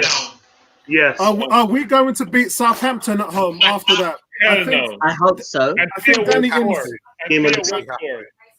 Danny Ings misses that game as well. The next game after that is Everton away. I don't see us winning that game. No, that's a draw. Think about it. We could lose the next 3 games. It's not pretty. And then after that, if we lose the next 3 games, look at the other 2 games. 2 home, actually. No, hold on. Yeah, the other one is the League Cup quarter-final against Man City. So actually, that's not a league game. Sweet Jesus. And then we have Chelsea at home on Boxing Day. So he should be gone by mid-January. Come on! Wow.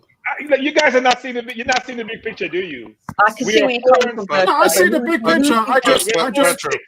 We're 4 and 10. He has to get fired. They have no choice but to fire him. Yeah. But who would you get in as a replacement? It doesn't matter. They don't know. You can get me and you, Ebony. It won't matter. In all honesty, they'll probably put Mertesacker. They'll probably put Mertesacker in or someone like God, Perez. I'm not trained, but I believe I could fix the team. I'm not trained, but I could fix the team. I'm serious. Because as I said, you got to think about the logistics. You got to think about, you've got to pay Arteta. He's 3 years. If you're getting somebody else who's already in a job, you've got to figure out a compensation. But it's a lot of red tape, and that's why sometimes these things take. We don't disagrry, but you can have the plan about strategy about who to source, what players to source, bring in. That may not change, right? Yeah. Some of the concept about who to bring in players, how we spend our money, all that won't change, because I think it's a good strategy if they're going for younger players and groom them who have certain capabilities. But the plan about the manager making decisions on game day and during the week, look, I tried to say it today. He just said in his post-match interview, which is, no matter what you do, if you don't score goals, it doesn't matter. That's what he said, which I've been saying forever, which is, if you score 5 in 9, it doesn't matter how good you are defensively. At some point, you're going to give up goals. That's just natural in football. If you can't score, you can't win. We can't score. We use the same strategy, which is give the ball to Tierney, give the ball to Saka to Bellingham. They kick it in the box, the defense kick it out. That's not a strategy. Yeah, I think it would be interesting to see what is going to happen in the January transfer market, because I'm of the opinion that we won't spend any money in January because of our financial status. However, let's not discount the fact that there's players who can sign early contracts and leave. There's players who can just leave in general.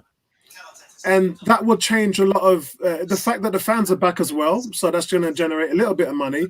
I've just been told as well. Do you remember last week when I said to you guys, it's not even going to pay for concessions and security and 2,000. We need to have 10,000 fans in the stadium before we even start looking at a profit. But I've been told a lot of the things like the food and all of that is not even there. The concessions, all of that stuff is on very limited resources for Arsenal. So how much does that cost? Well, you guys have the vaccine out already. You're immunizing everyone come mid-February. You have the vaccine spread all over the place, whether it works or not. I think it works. If Xhaka costs about 20-something million, I mean, we could get that. It's not 20-something. Who will take these players? That's what I want to know. So, guys, that's where I'm going to leave it for today. Thank you for everybody who have been joining us. You guys have got balls of steel, and you are true die-hard Arsenal fans. To go through what we went through last week, losing and doing a 4-hour stream, trying to contextualize what happened, and then today against our most hated rivals, we've seen our team go down 2-0 to 2 world-class goals. We're struggling right now, guys, and we're going to need the fans to keep up this level of support because the team need it. They're hurting right now. We might be upset, moaning, swearing, and spitting blood, but can you just imagine what the players feel like and the manager? And they're going to have to change something. They cannot continue to do the same thing every single week because you will end up with the same results. This thing ain't going to change unless you change it. So I hope that we'll see something different from them. And on Thursday, I hope that we play the kids. I hope that I was surprised that Balogun and a few other players didn't. Ben Cottrell, Aziz. I'm surprised they didn't start on Thursday. No, we shouldn't play the kids. We shouldn't play the kids. I'm talking about in the Europa. No, play the kids on Sundays and Saturdays. Don't play the kids on Thursdays. Yeah, play the players on Thursdays. Play the players on Thursdays. I don't disagree with that. I don't disagree with that at all. But for me, I'm talking about the guys who haven't had their debut yet. So Balogun's made 2 appearances as sub. Cottrell's not played. Aziz has not played. Play those guys. Let them get their Arsenal debuts. And for the other guys like Nketiah, Nelson, Smith Rowe, please let them play in the Premier League. They will eventually. Because I don't want to see Willian and all that man mess it up, man. Bench Lacazette, teach him a lesson, make it happen, man. I want to see. Was okay today, actually. Lacazette wasn't terrible today. But that's Bench because Aubameyang. but that's because you had him on the wing, which he had to change his game.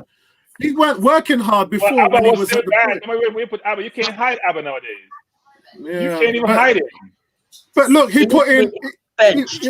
He put in about 4 crosses today, and he worked harder getting up and down. But if they're going to leave him on the left, then that's where it's going to have to be. I'm afraid. I think the experiment through the middle is done. That's 4 games there, and he ain't done a thing. I'm going to convince you we need to go get Zaha. You'll come around eventually. Yeah, I don't mind Zaha, but not for 80 million. If they drop the price on Zaha, we don't have 80 million. You don't see Barca is bankrupt. Barca bankrupt themselves by being financially just woefully, just poor management. And we can't be in that situation. We're self-sustaining model, but we got to go get players who can make a difference. And Zaha is more available than, say, a Grealish is. And we need a difference maker.